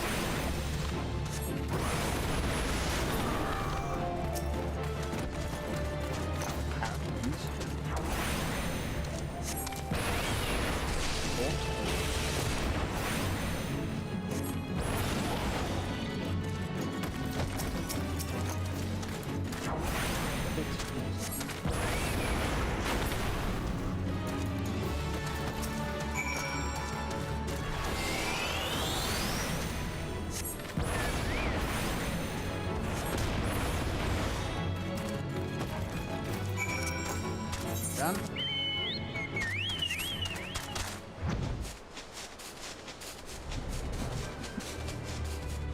I need to do done here. Ah, the apples. And do I need to kill one of those? No, I don't need to kill a beacon.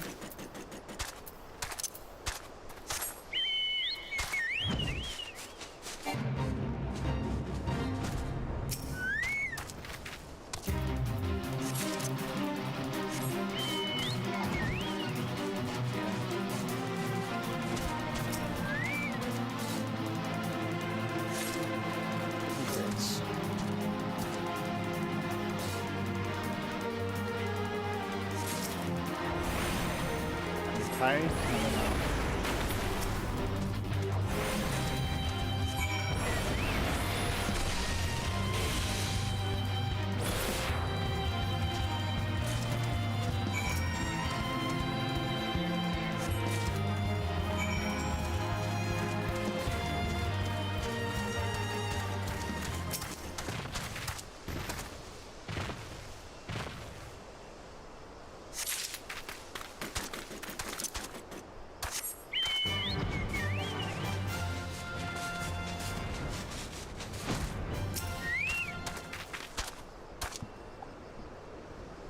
almost done with all the tribe quests. I literally got nothing else to do. Damn it.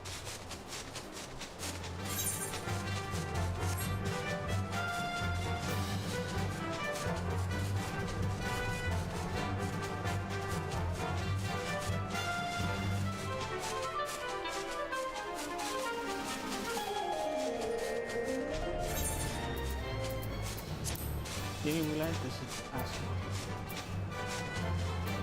Yeah, it's in the main scenario.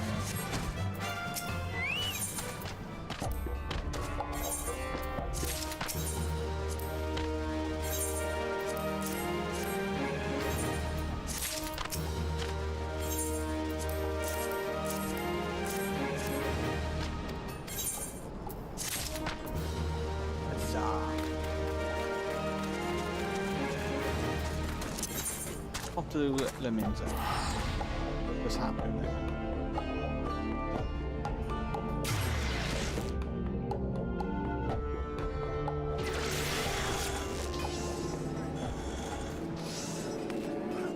You see this guy again?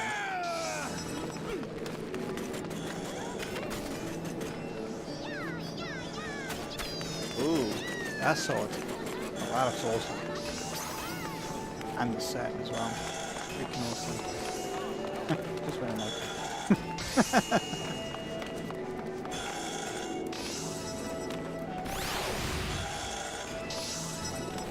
Bunny baby as well.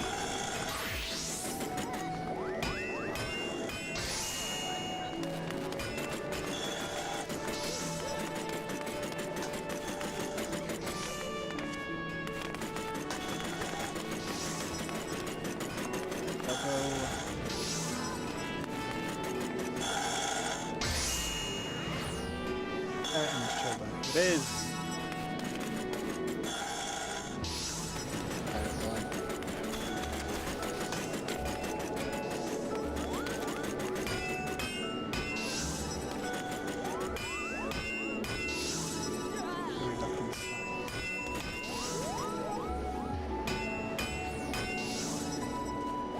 Old lady's being standing there.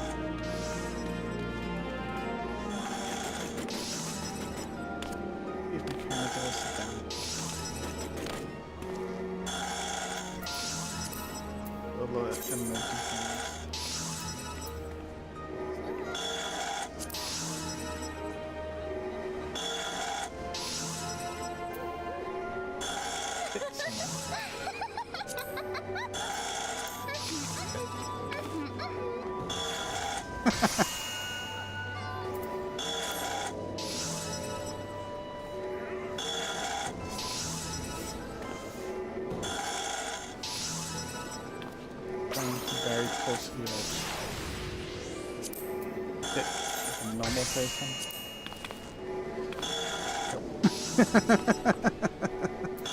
Of course I wouldn't. Hater people are weird.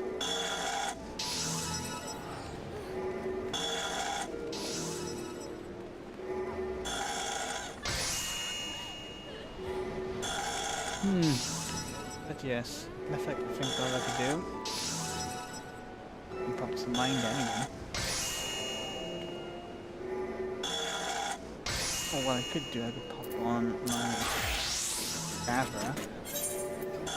At least something I could do. Probably the best place to do this now. Not really though.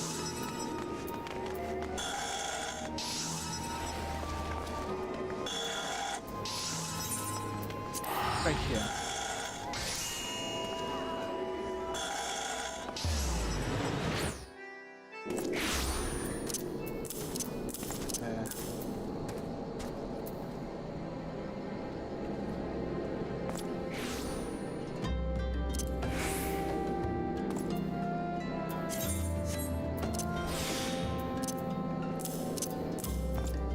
there.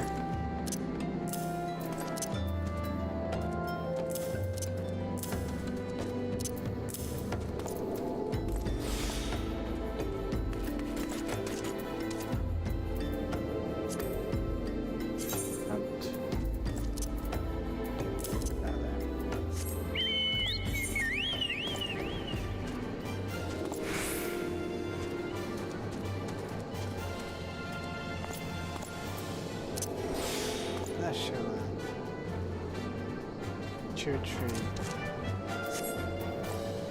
That's a miner.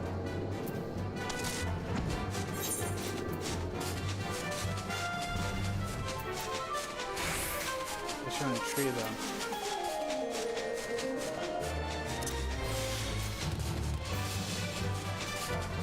There it is. Why would it show a tree?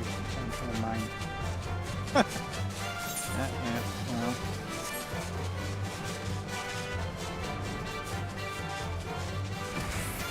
Even when you do it? Yeah. Why is it showing that?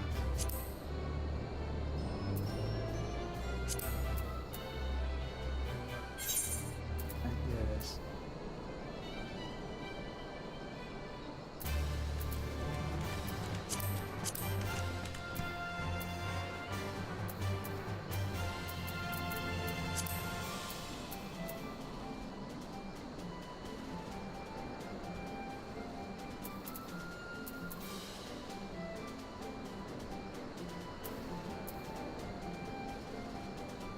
Yes, this one.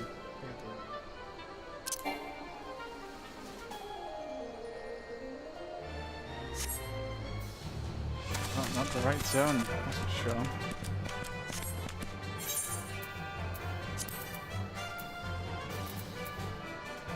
Try this place.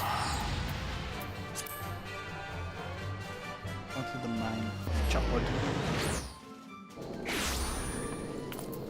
This.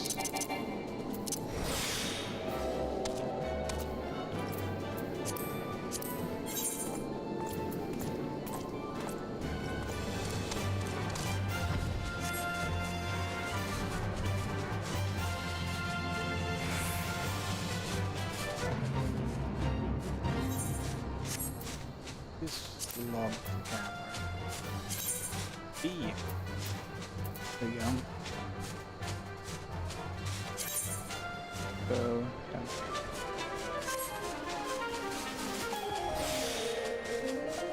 What the hell are you doing?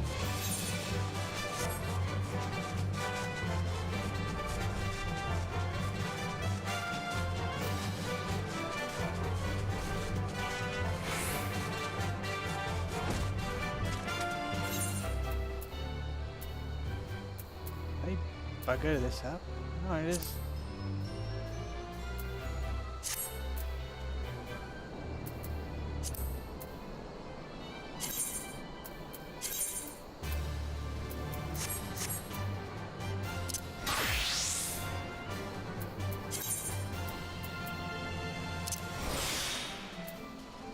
Oh, that's true, and stuff like that.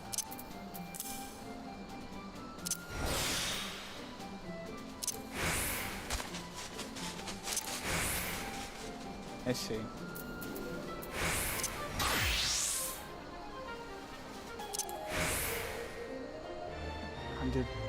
Can't do two things at once.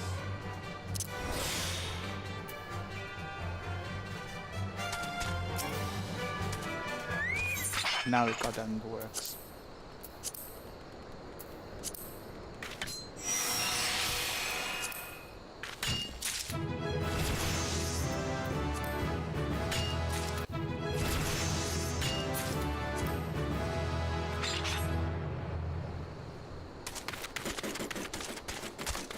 Oh.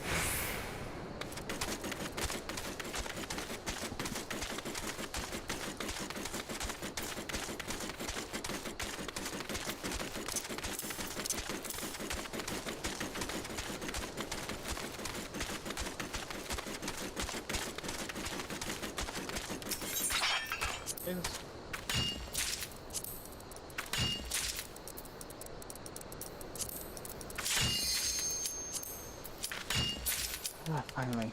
Popped.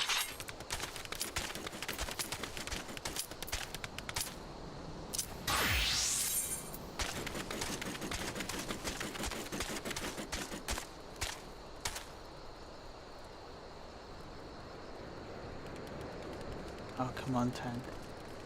Tapped. Come on. Please. BFK. Please.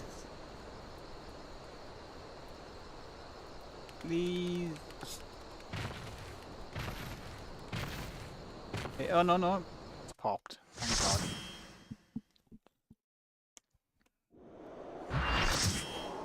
God. Hi, little. Let's skip down.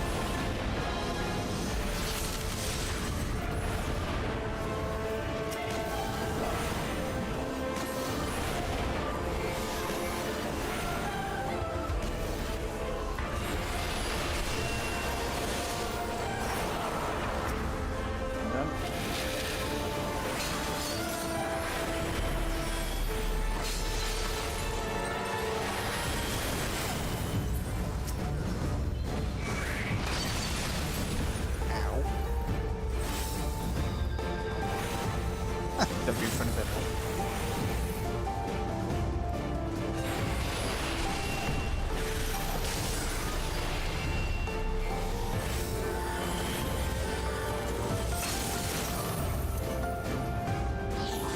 Nice sneaky.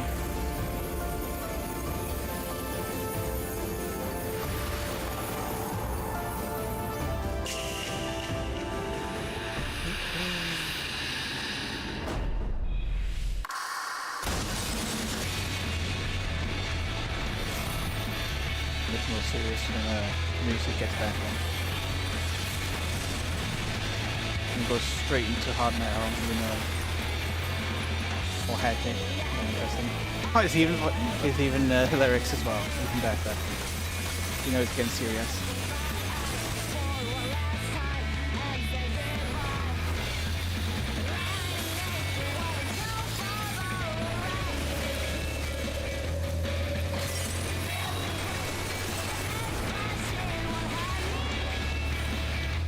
I know she had the lyrics for this fight.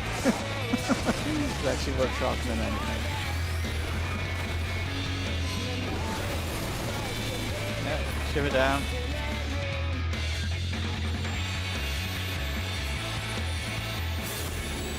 Nice shiver.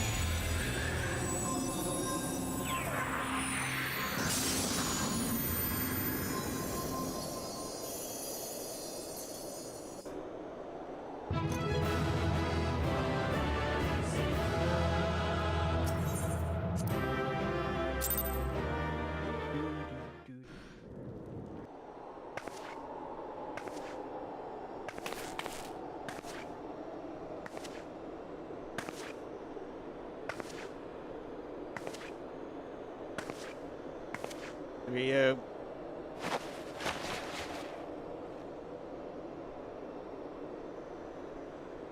Fool. Blind, bloody fool.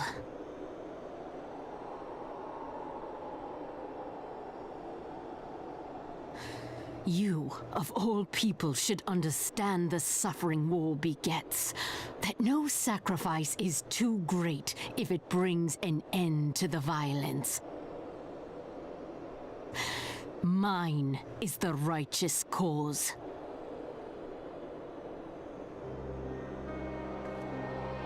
You fight in a war you do not understand. A pawn of liars and schemers. And they are no less ignorant than you, following the creed of their fathers without question, never thinking to ask why. Trapped in a delusion of their own creation and blind to the truth.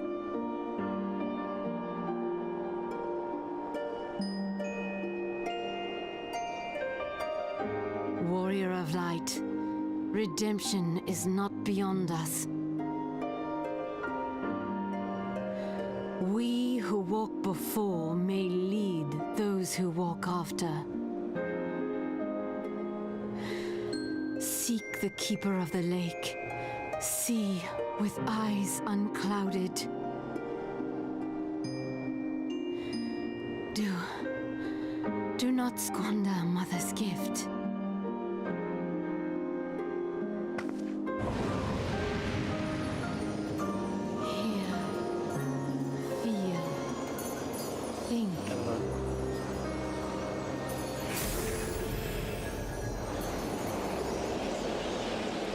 Not use the Never Crystal's words against us, witch.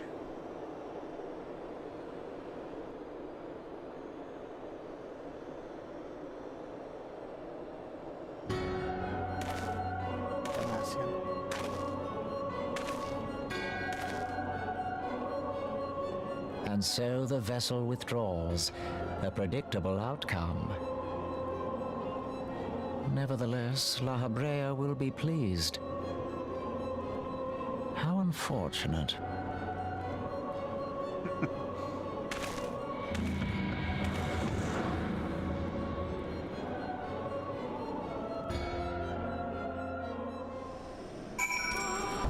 Sometimes.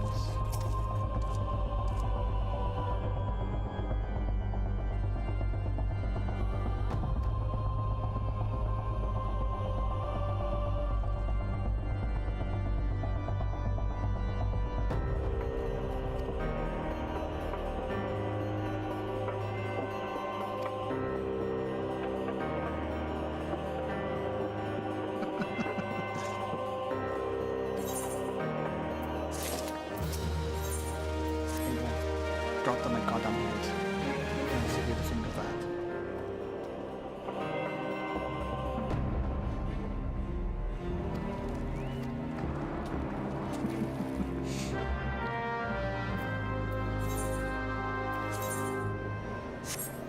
Seeing his claim, I guess. Therefore dropped on my goddamn head.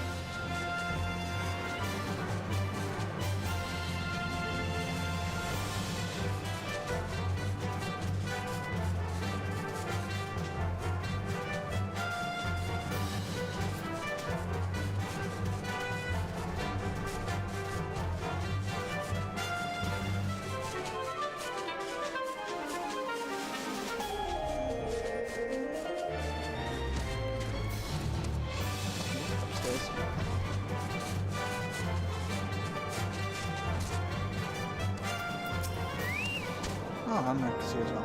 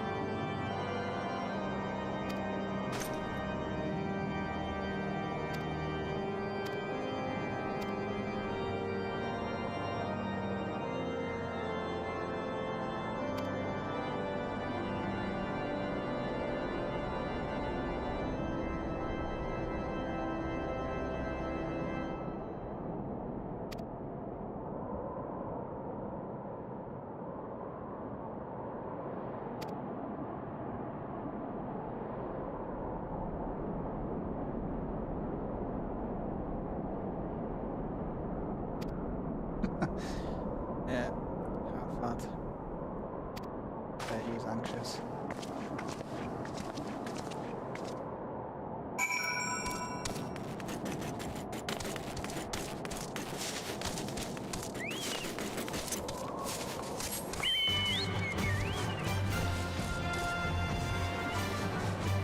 Wrong way. Where's it again?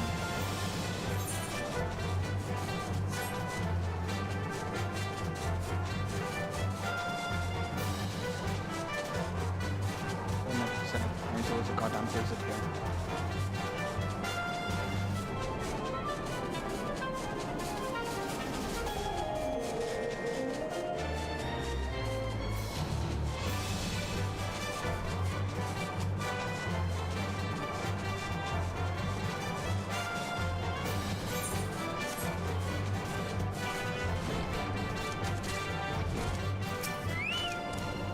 Actually front.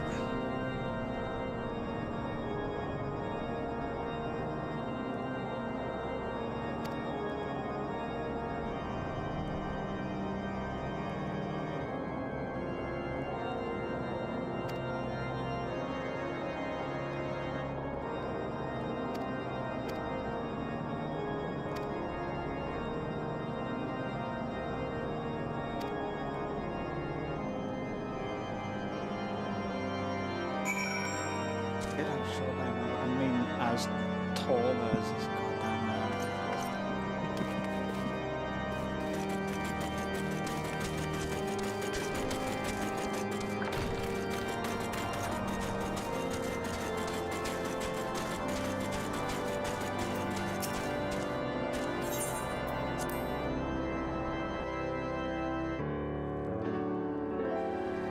Second, please. On behalf of the Holy See of Ishgard, allow me to express my deepest thanks. Never before have we been required to contend with a primal. Indeed, there were fears in some quarters that our knights might not be equal to the task. From what we have now learned of these beings, I can say with certainty that we would have lost a great many men had the Scions not intervened. Then the argument for preemptive action should be self-evident.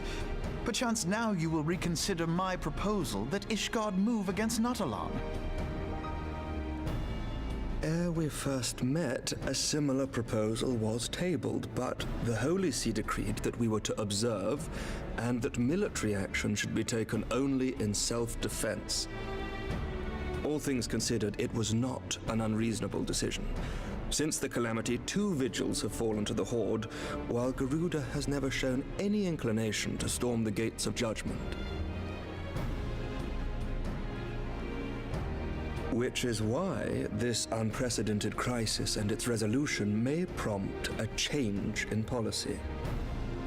You who have faced these primals know well the threat they pose. Ishgard did not. Not until now. And there is naught like a brush with death to change a man's outlook.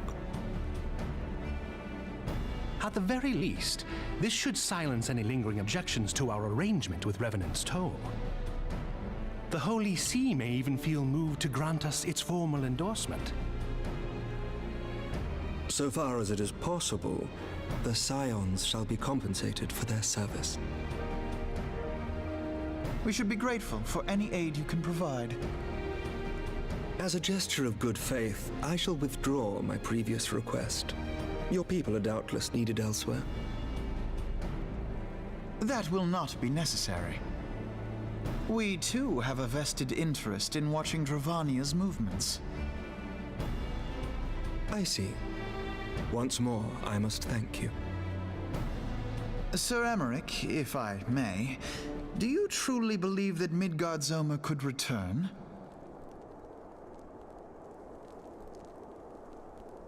The heavens are a window unto truth, but those who interpret their movements are not infallible. I requested your involvement as a precautionary measure. But of course, you sought an excuse to compensate us from the first, mindful of what would happen if Revenant's Toll were taken by your enemies. Ishgard is not wont to aid its neighbors, but that does not preclude it from manipulating them to serve its own interests. Choose your next words carefully.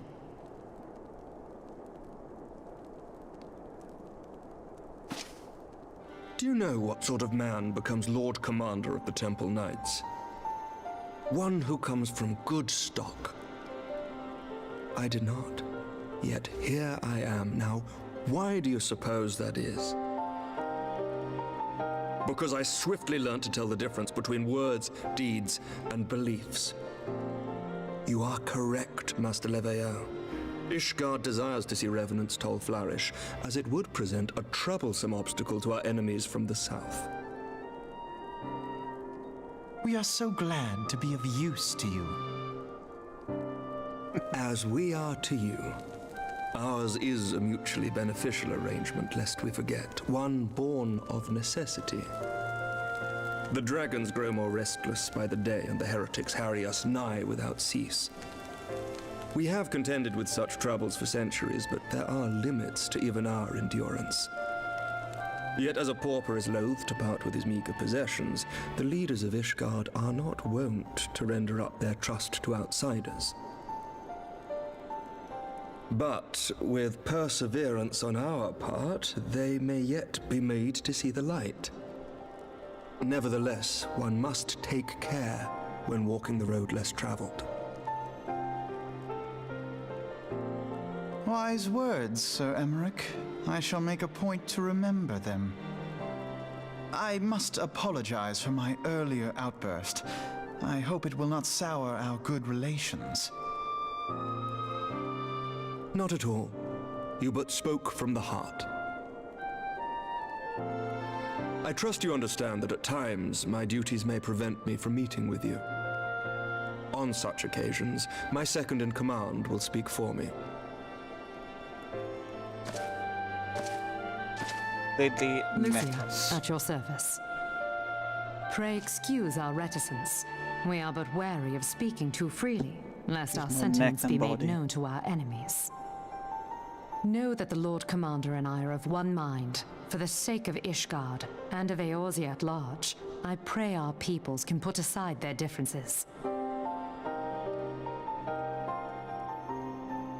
Those who dwell in the past risk losing sight of their future. Should aught befall one of our shipments, pray inform Lucia immediately. You may also relay to her any words you might have for me alone. Not being of Ishgardian birth, she owes no allegiance to any noble house, making her as near to incorruptible as one can find in my homeland. Suffice it to say, I trust her completely, and so may you. Which reminds me, Lord Orshafon, if you would be so kind. Certainly.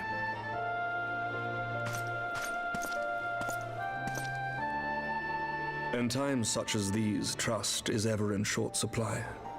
Mayhap this will go some way to rectify the problem. The results of our investigation into the heretics' recent attacks, as well as our interrogation of the merchant you detained. Sir Emmerich, I cannot thank you enough. Think nothing of it. Ishgard may be many things, but it is no friend to Garlemald. Did I not tell you to have faith, my friend? Need more than faith for the Ishgardians.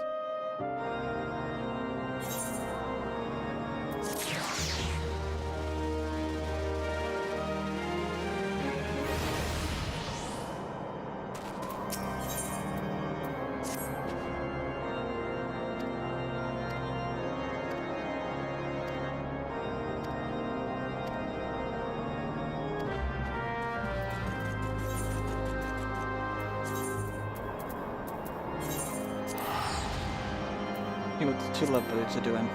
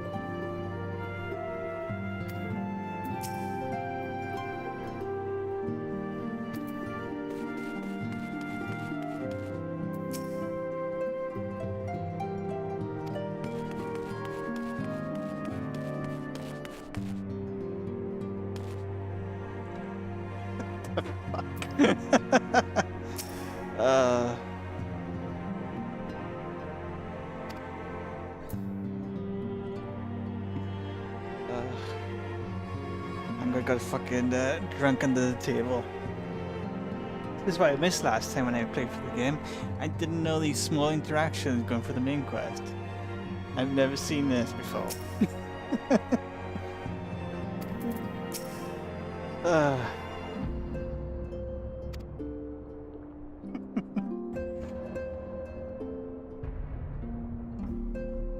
Amazing.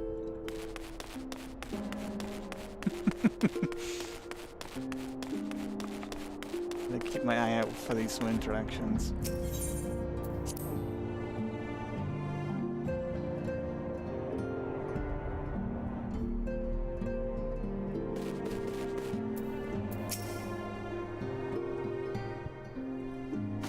Words cannot well express how glad I am to see you return to us hale and whole. Needless to say, I am most eager to hear your account of that which occurred in Kurthis, assuming you're ready to speak of it. Boss. Refreshed, should I? Excellent. I shall summon the others at once. Oh, thank quick and get come to the meeting. No, it seems to be fine. He's standing straight.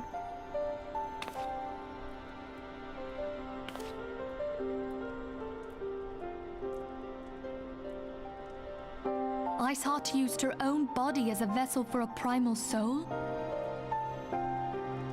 Master Louisoir's writings make no mention of such a possibility. Can we be certain this entity was a primal? As certain as we can be that good King Mogglmog the 12th was a primal, I should think. Both were ostensibly summoned. Let's not quibble over definitions. Of more concern is the implication that Iceheart retained her will, even after she was possessed. We are talking about a mortal, wielding the power of a primal. It can't possibly be that easy, can it? There must be some sort of sacrifice required. Or maybe she's just special? What qualities this woman possesseth, I know not. But full sure am I that she was groomed for this role. Few are privy to the secrets of summoning, and but a single party standeth to profit from their dissemination. Well, I wouldn't presume to comment on how the lass came to know about summoning, but I will say that what she summoned was a primal. The readings were the same, or near as damn it. Strange as it all sounds, it's really no different from what you've faced before. Then mayhap it is time that we re-examined our previous encounters. Oh, pack your things, Ida. We're going back to Gridania. Yes, sir.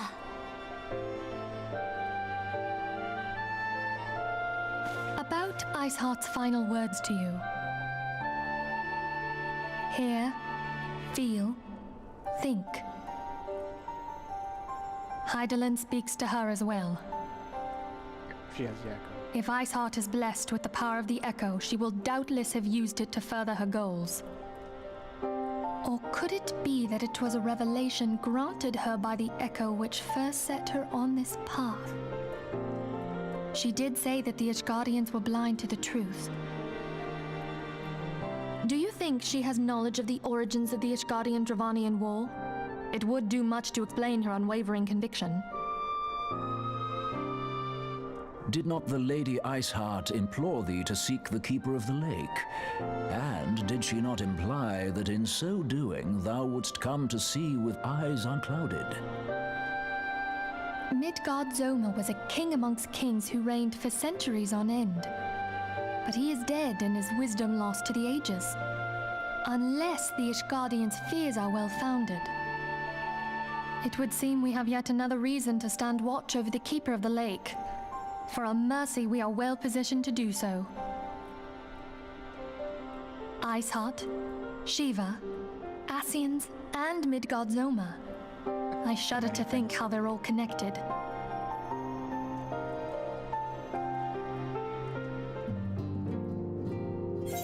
Crazy conspiracy.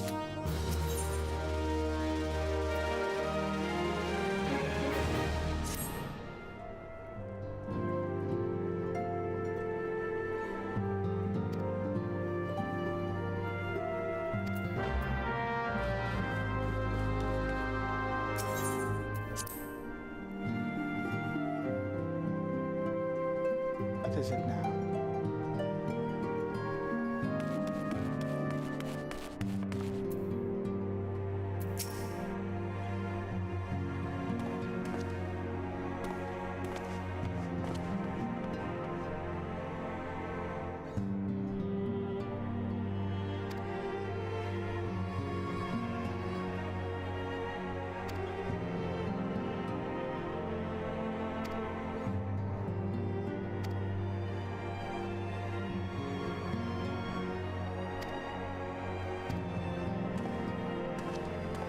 Lady escaped.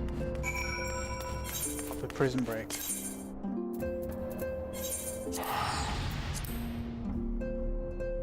Damn, not bad.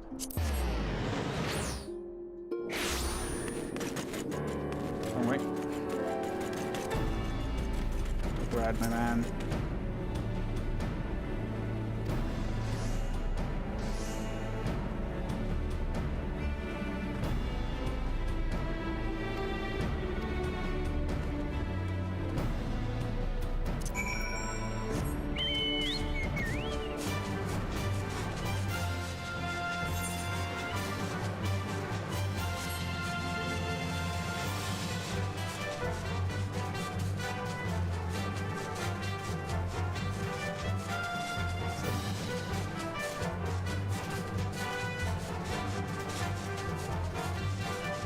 Very tricky.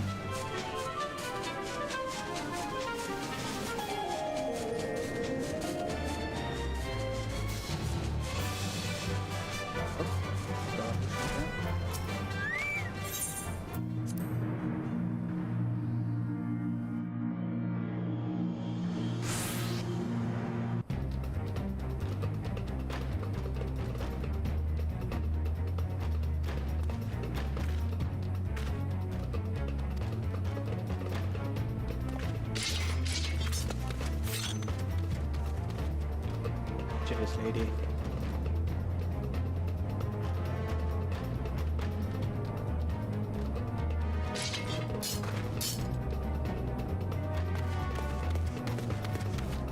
Dumb trade there.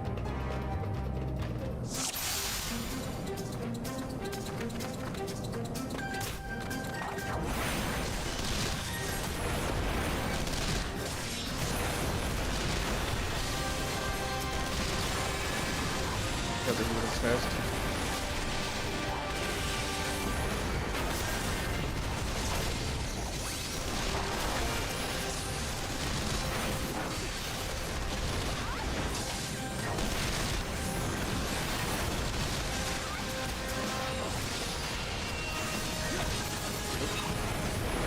You down.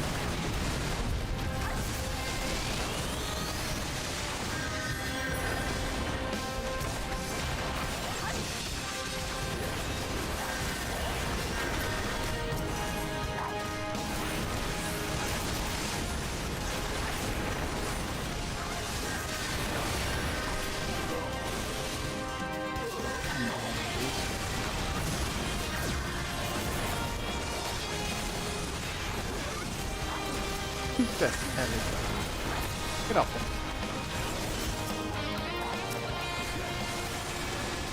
There we go. Get off him.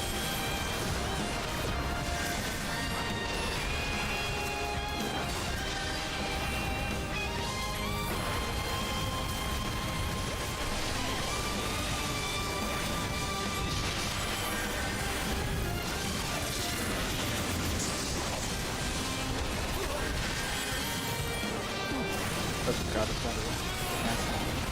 Get away from me.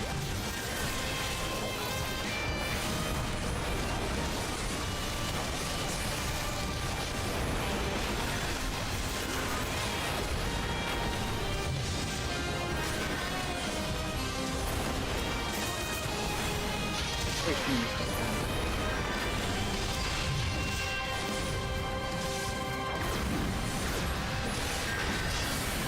Fun times.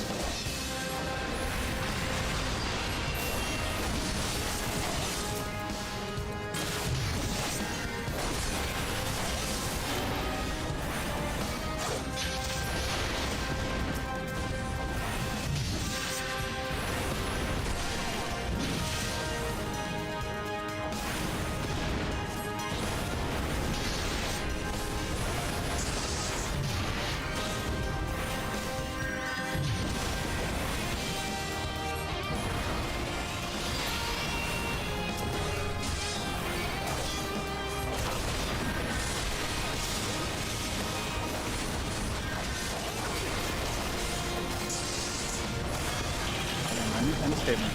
More than goddamn bit.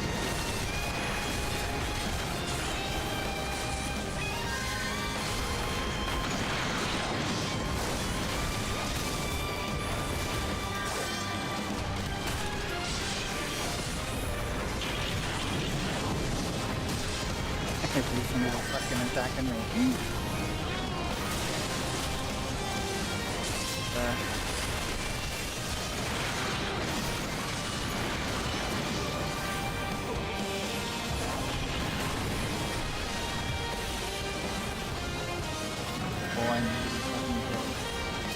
Hildebrad's almost dead.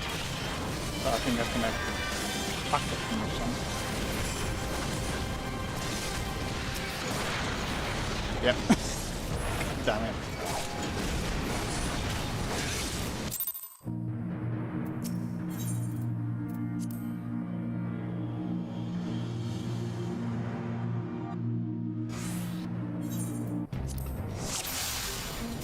Down hard back.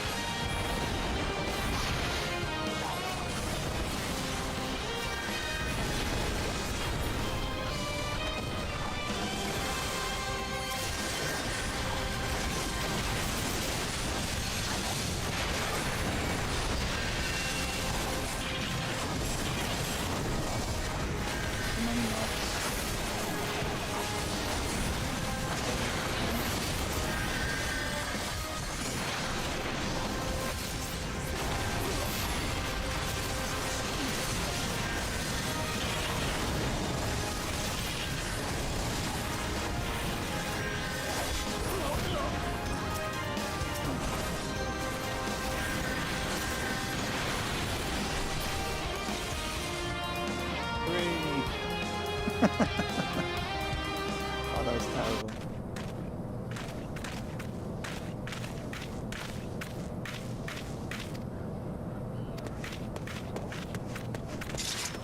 Well, one thing for sure, that shows she's a goddamn traitor.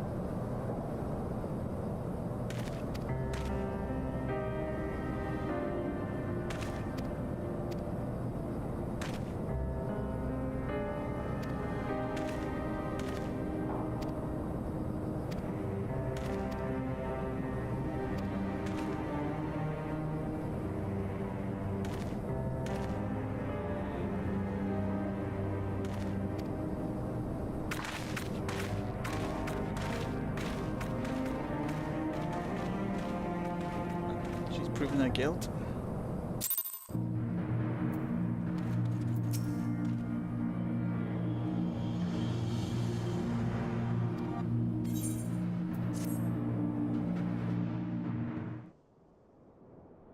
I've heard. Truly bothersome business. No, I do not foresee a problem on that front. The main concern is Roban. There is no telling what the brute might do. Have the blades watch him in the flames day and night. You may leave the Sultana to me. I shall personally attend her grace.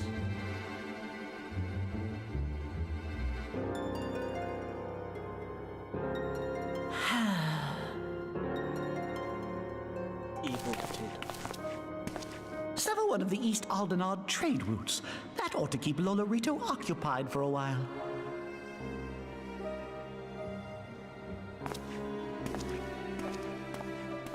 Nanamo Ulnamo. For my sake, pray be a good little Sultana to the last.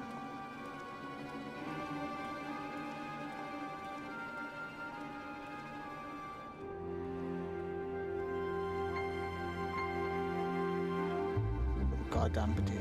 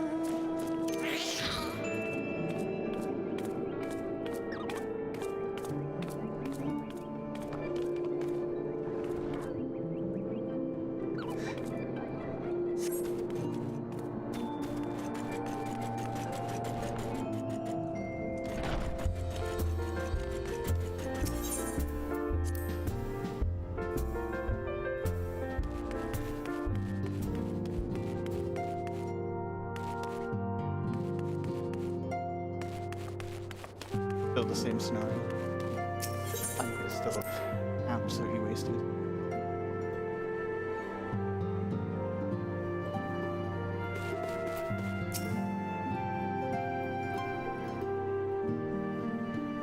Welcome back, my friend.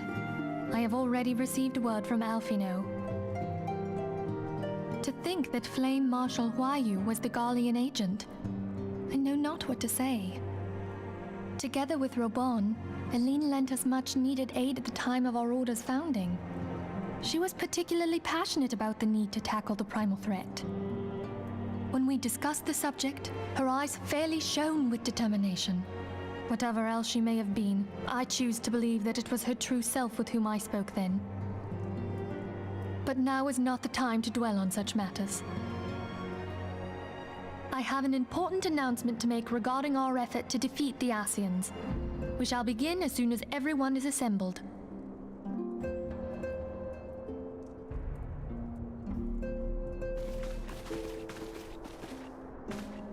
My thanks for coming, friends. Moonbreeder, the floor is yours. By now, I'm sure you're all familiar with White Auracite, the miraculous material that'll allow us to capture Asian souls. Back at Snowcloak, we verified its ability to absorb vast amounts of ether. Alas, it leaves something to be desired in the area of stability. The stone can only store ether for a short while before expelling its contents. In addition to Orocyte's inherent limitations, we must needs be wary of our enemy's strength. Our foe draweth upon an infinite wellspring of power. Even should we succeed in entrapping him, the stone will not long contain his wrath. Meaning that, if we want to kill the swine, we'll have to be quick about it. Very quick. 'Tis our belief that an Ascian soul may be permanently undone, if smitten by a sufficiently concentrated burst of pure ether. The only trouble is, we can't say for sure how concentrated the burst needs to be. Without knowing how much ether an Ascian soul is composed of, we're basically guessing. Our sole clue lieth in thy struggle with La Hebrea. During that encounter, Heidelin bid you forge what she called a Blade of Light, a weapon which took the form of a luminous stream of energy. Based on your description, we believe the blade with which you vanquished your foe was composed of ether. Admittedly, your victory proved ephemeral, as La Hebrea was able to use a crystal of darkness to flee into the space that lies between our world and the void. The fact remains, however, that Heidelin placed the means to destroy the Ascians in your hands. Be that as it may, it would be unwise to assume that she will do the same when we next encounter such a foe. Quite so, my lady. We must needs find the means to forge our own blade of ether, one to equal that which Heidelin did benevolently bestow upon her champion. That is all well and good, but it seems to me that producing such a blade will require a prodigious quantity of ether. Whence will it come, pray tell? What if we had 2 pieces of white Orocyte? One to trap the Ascian, and the other to store the ether for the blade. Oh, nice try. But it's as I said, the stone won't hold ether for any length of time. We'd still need to collect the stuff there and then, sorry to say. And therein lies the rub. Finding a way to create the blade whenever and wherever we choose. 'Twould seem more research is in order. I'm going to linger a while, perform a few more tests on the Orocyte. And I could do with some help. Urianger, why don't you lend me a hand? Mine flinched. apologies, but I am required at the Waking Sands. Lady Minfilia hath given me sole charge of the premises. 'Twould be unseemly to leave them unattended. Sole charge, you say? So you're basically alone there, then? Well, that settles it. I'll just have to come to you.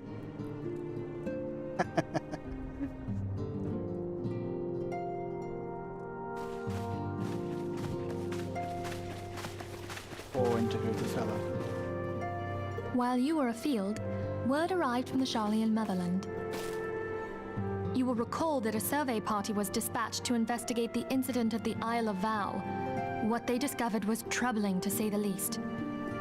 According to the report, the isle has been erased from existence. 'Twas as if a hole had been torn in the very fabric of reality. Aye, yet the mystery endeth not with the isle's disappearance. It hath come to light that a number of scholars in various other locales were reported missing at a similar juncture. What's more, they all had something in common with the head of the students of Baldessian. Every last one of them was researching a phenomenon called dimensional compression, or the rejoining as the ancient texts call it. I'll be damned if that's a coincidence. All indications suggest Ascian involvement. But I sense that a force greater still is at work. The entity the dark beings call the one true God. We must pray that my dear friend Kryl regains consciousness soon. If she bore witness to the Isle of Val's final moments, she may be able to shed some light on this mystery.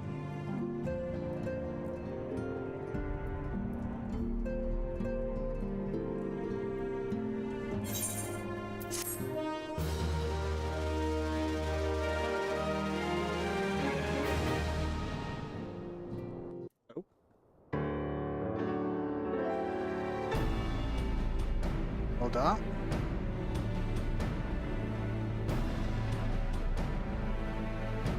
Following the calamity, the forces of the 14th Imperial Legion entrenched themselves in strategic locations across Eorzea. So swiftly did they accomplish this, it was suspected that they had received help.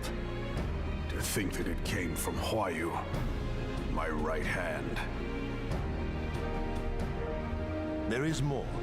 We have reason to believe that Huayu didn't deal exclusively with the 14th. She also answered to a higher authority in Garlemald. But this higher authority could not have been the Emperor. By consenting to the media project, Solus Zos Galvus showed himself to be more concerned about preventing the spread of primal influence than claiming Eorzea for the Empire. He would happily have seen the lot reduced to ash. We believe a number of high-ranking figures within the royal household were against the decision, but that they knew better than to oppose the Emperor openly. Of course, this didn't prevent them from making clandestine provisions, in which Huayu played a part. Alas, these provisions did not prevent Dalamud from falling, and the ensuing chaos changed the face of the realm forever. Yet Eorzea survived. To all intents and purposes, the Meteor Project had failed, and the Empire was left to rue its lack of a decisive means to eliminate the primals. Until, that is, it stumbled upon the Ultima weapon. Even before the accursed thing was dug up, it seemed to me the 14th had the might to overwhelm our weakened armies. Yet they chose to hide behind their walls. Why? The Black Wolf was wary of making the denizens of Eorzea desperate, lest more primals emerge to bleed the land. The discovery of the Ultima weapon, however, emboldened him to resume his war of conquest in earnest. But there was one in Garlemald who believed that Van Belsar's actions were premature. One who stood higher in the Imperial Army's chain of command. He ordered the Legatus to halt his advance, only to find that the Black Wolf had slipped its leash, and that the 14th now acted alone. In a bid to bring Van Belsar to heel, he used the agent he had planted in Ul'dah prior to the calamity to undermine the Legion's efforts. A man who outranks Van Belsar, yet opposed the late Emperor's decision to annihilate Eorzea. This could only be the former High Legatus of the Garlean army, now known as Emperor Varus Zos Galvus. So he was Huayu's true master. But one of several in actual fact. We've learned that even as Huayu served the Empire's interests, she sold Imperial secrets to a certain faction in Eorzea. In so doing, she helped to maintain the status quo, thus prolonging the conflict. Considering who stands to profit from war, it isn't hard to imagine who her other masters were.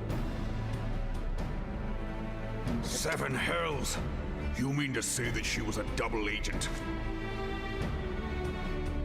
Triple, if you consider her services to Van Belsar and the new Emperor as separate.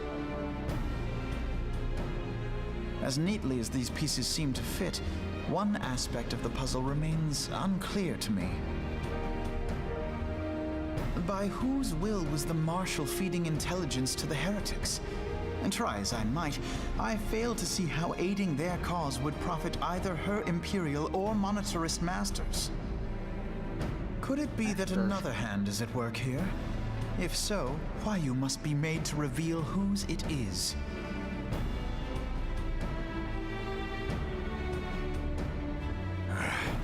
Not only have I lost a trusted friend, now I must interrogate her as a stranger. Not a pleasant task, I grant you, but a necessary one. Unless we weed out the ivy, root, stalk, and stem, it will simply grow back. I know that full well. Those closest to Huayu have already been detained, and I will question them alongside her. General, pray keep in mind that there may be unwitting abettors among them. All will be treated fairly. On that you have my word. Those who are innocent have no cause to fear. You have ever been a friend of truth, General. I hope the unpleasant task of weeding out falsehood will not detain you too long. Though it be for the sake of Eorzea, doubting one's comrades is poison to the soul. And with that, I take my leave.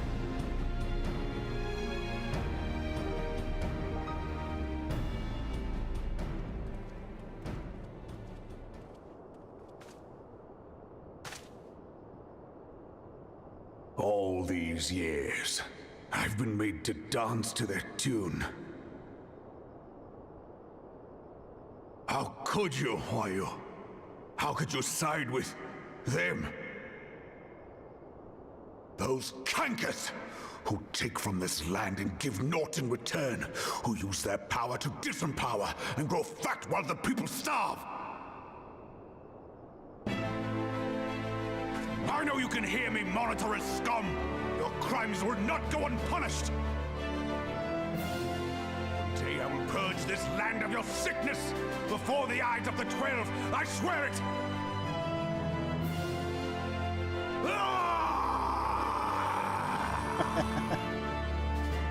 Yeah, you fucking tell him, Raban. You fucking tell him.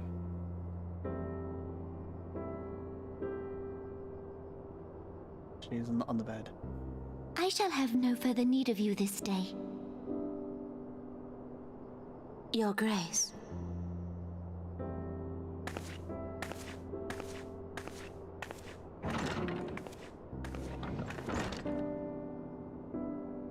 I fear that not even mine own chambers shall remain private for long. Has the situation grown so grim?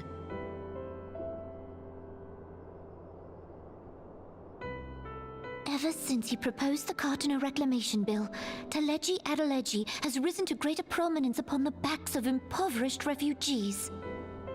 The monitorists were ever united in their pursuit of profit, but the man's actions have torn a rift in their ranks. They snap at each other as rabid dogs. Yet now is not the time to be bickering among ourselves. If this bickering is a threat to law and order, might you not have grounds to dissolve the Syndicate? Would that the solution were so simple, Admiral. Alas, my moving to dissolve the Syndicate is certain to spark outrage among the influential merchant class, whom the Cabal represents. This would serve to exacerbate the current unrest, and peace would slip still further away. Be they rich or poor, natives or refugees, all who reside in Ul'dah have a right to pursue happiness. It is the duty of a ruler to protect this right. If I am to perform my duty, I must needs tread warily. It would not do to make enemies heedlessly. Were Lord Lolorito here, he would doubtless say that I have my head in the clouds. A ruler is required to take a wide view. Try as we might to cater to all needs, some will inevitably be overlooked. As such, there shall ever be citizens who feel aggrieved. It cannot be helped. But as you have informed us, the monitorists take no view but their own. They hunger for power while the masses starve. In the absence of a common cause, it seems beyond any one individual to make Ul'dah whole. And the presence of a Garlean agent within the Immortal Flames only makes matters worse. Even accounting for Ul'dah's historic reliance upon mercenaries, such a grievous breach of security is unprecedented. I fear this business will provide the monitorists with a rod to beat Raban.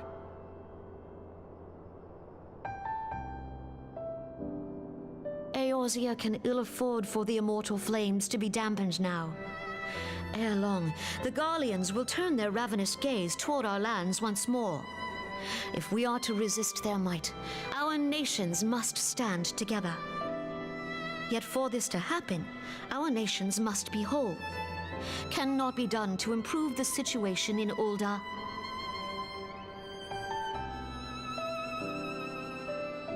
The true wealth of Uldar lies in the health, happiness, and hopes of her citizens. Alas, the citizens shall never know these things, so long as their lives are ruled by the ambitions of the few. The monetarists claim to represent the best interests of the people, but in sooth they desire only to manipulate them for their own selfish ends. For the government to serve the people, it must be formed of the people. For Uldar to move forward, it is not only the Syndicate that must be dissolved. Nay, you jest.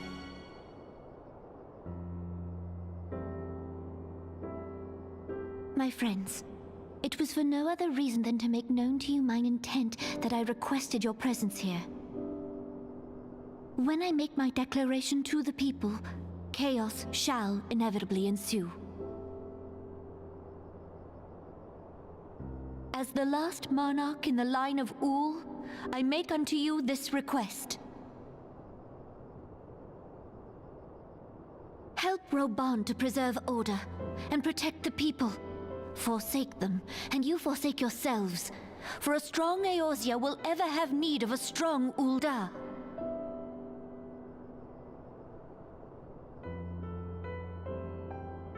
Your Grace, are you certain of this?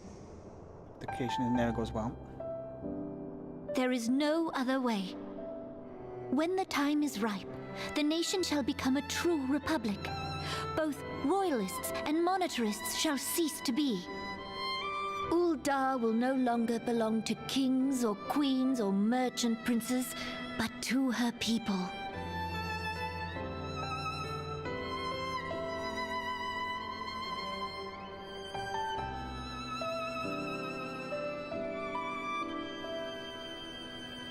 Roban, forgive me for casting aside all that you have toiled for in my name. Beyond this gesture, I am powerless to help my subjects.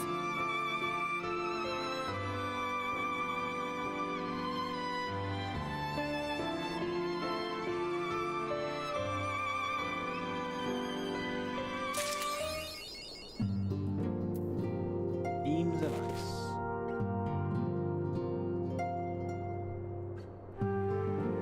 I can be AFK for a minute. Be right back.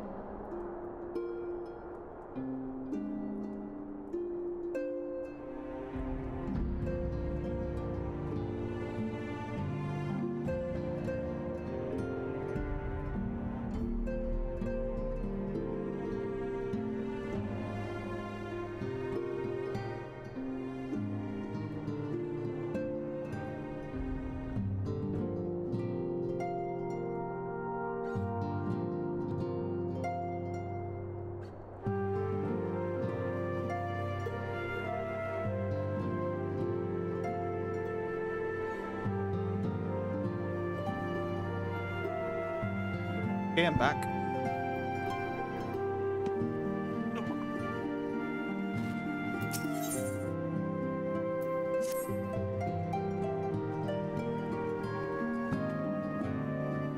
It's like 10 quests left now. Almost there.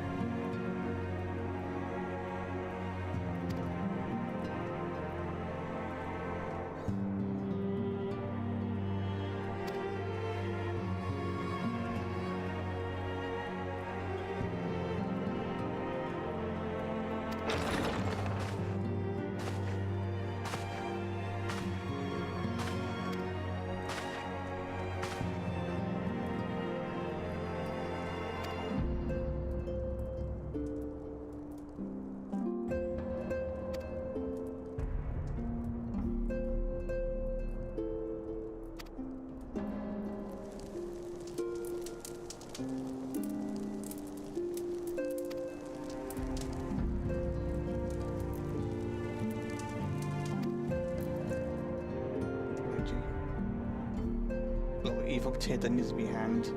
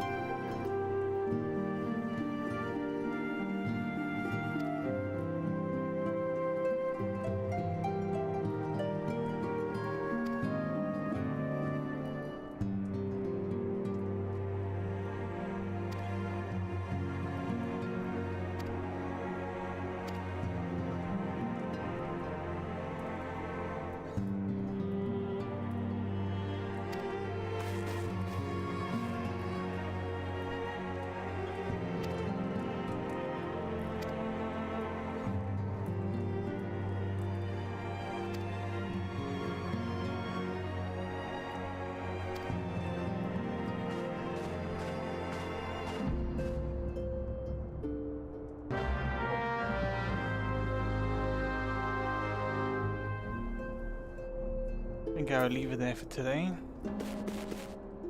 Been streaming for a good while and we progressed quite far into the story. Probably 5 hours until we get into Heaven's Sword. Might only be 10 quests, but that's quite a lot of story to still go through. I think I will carry on tomorrow. Probably around same time as today. I think I started around, I think it was 5 o'clock. I think that was a good time to start. Probably might do the same again tomorrow. It's always random with me. I'm not that consistent, sadly. Yes. Fun today. See you.